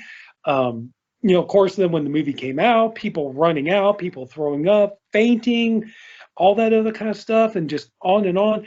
And, just the fact that like, here it is, 50 years later, and this movie, or 51 years later, this movie can't be topped. And there's been so many movies, so many sequels, remakes, reboots, spin-offs, rip-offs, and everything else. And it's like, this is still the gold standard. And it still works. And even still, as many movies as ripped it off and everything else, you would think that over time, people would go and look at this and be like, yeah, big deal, whatever. Because, it's like, yeah, I've seen it in like 50 other exorcism movies and all that kind of stuff. But it's like, no, people still watch it. It's like, this movie still freaks people the hell out, And I thought it was funny, like years back when they did the version you've never seen. And I remember my mother, she was like, yeah, I want to watch that too. And so we sat there and, she was like, yeah, I don't think it's going to bother me too much. I mean, I've seen it before and all that stuff. When Linda Blair does that spider walk, she's like, God damn it! That freaked her out and all that kind of stuff. And then, like the, what else was there? Oh, like the part where, like, when she comes into the house and the lights are flickering on and off and like they flicker back on, you see the little Pazuzu faces kind of pop up there and disappear and stuff like that, and she's like, oh shit, this movie still gets to me and all this. And like my one brother, he was all like, I want to watch this movie. I just, I want to watch it because I feel like a wuss, and I feel like, I want to be able to just say that I've seen it. And so I told him, I was like, okay, well, we sat down. I was like, I'll put the tape on, and do me a favor though. If you don't feel like you can handle it, if it feels like it's too much or anything like that, just tell me. I'll turn it off. No big deal. So he said that he watched the movie all the way through and all this stuff, and got done, turned the tape off, started rewinding. I was like, "You okay? Is everything all right?" He's like, "Yeah." Like, "You sure you're all right?" He's like, "Yeah." Now I could say I've seen it. I never want to fucking watch that ever again. But just, I mean, it's just it is, and this here, like, you get the feeling like when this movie came out, like, just things, especially in the horror world, things really changed. Like, I mean, this just pushed it so far. Like, people were just gobsmacked. Like, it's like the world will never be the same after this came out. And it's like it was amping up. Because we have movies like, you had like Rosemary's Baby, I think like '68, and then you had some other stuff like Wicker Man and all that kind of stuff. But it's like once this came out, I think everybody felt like, yeah, nothing will ever be the same again after this. You had atheists running back to church, and all this kind of stuff. I want to be forgiven and all this kind of stuff. But it's just, yeah, I mean, as much as I wanted to avoid it, but it's just, you can't really talk about 1970s horror movies and how like everything was like trying to push it and trying to, like take people to places and show them things that they've never seen before. You can't really do that without talking about The Exorcist. It just seems like it's too hard not to do it. So, but yeah, I know. So that's gonna have to be my number one. Is of course The Exorcist. And the one thing that surprised me though was when I read the book is like two things. The two changes, like wow, it really surprised me in the book that the detective played a lot bigger role in the book than he did in the movie.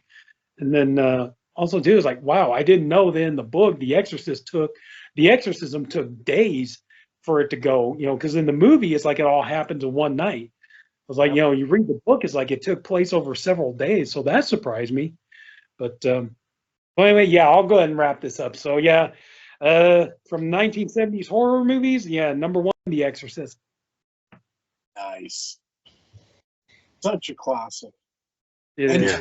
And one of the only movies I've ever seen in the theater where the manager comes in and essentially told the entire crowd, "Shut up or I'm turning the movie off." They were talking, and the manager of the theater came in and he's like, "Look, if you don't shut up, I'm canceling. I'm canceling the showing. Mm-hmm. You can go out, you can get your money back, and come back another time." It's like, Oh, oh, I wish yeah. you saw that more often. Yeah, yeah, definitely. The only Exorcist movie I saw in the theater was The Exorcist 3. Oh, nice. And I had driven out. It was, I almost want to say that was, no, no. I went out to Erie, PA. I lived in Western New York. I went to Erie, PA to see it at the theater. I was saying I saw fireworks on the way home. That was when I drove out to Erie to see years later when I saw the Omen remake.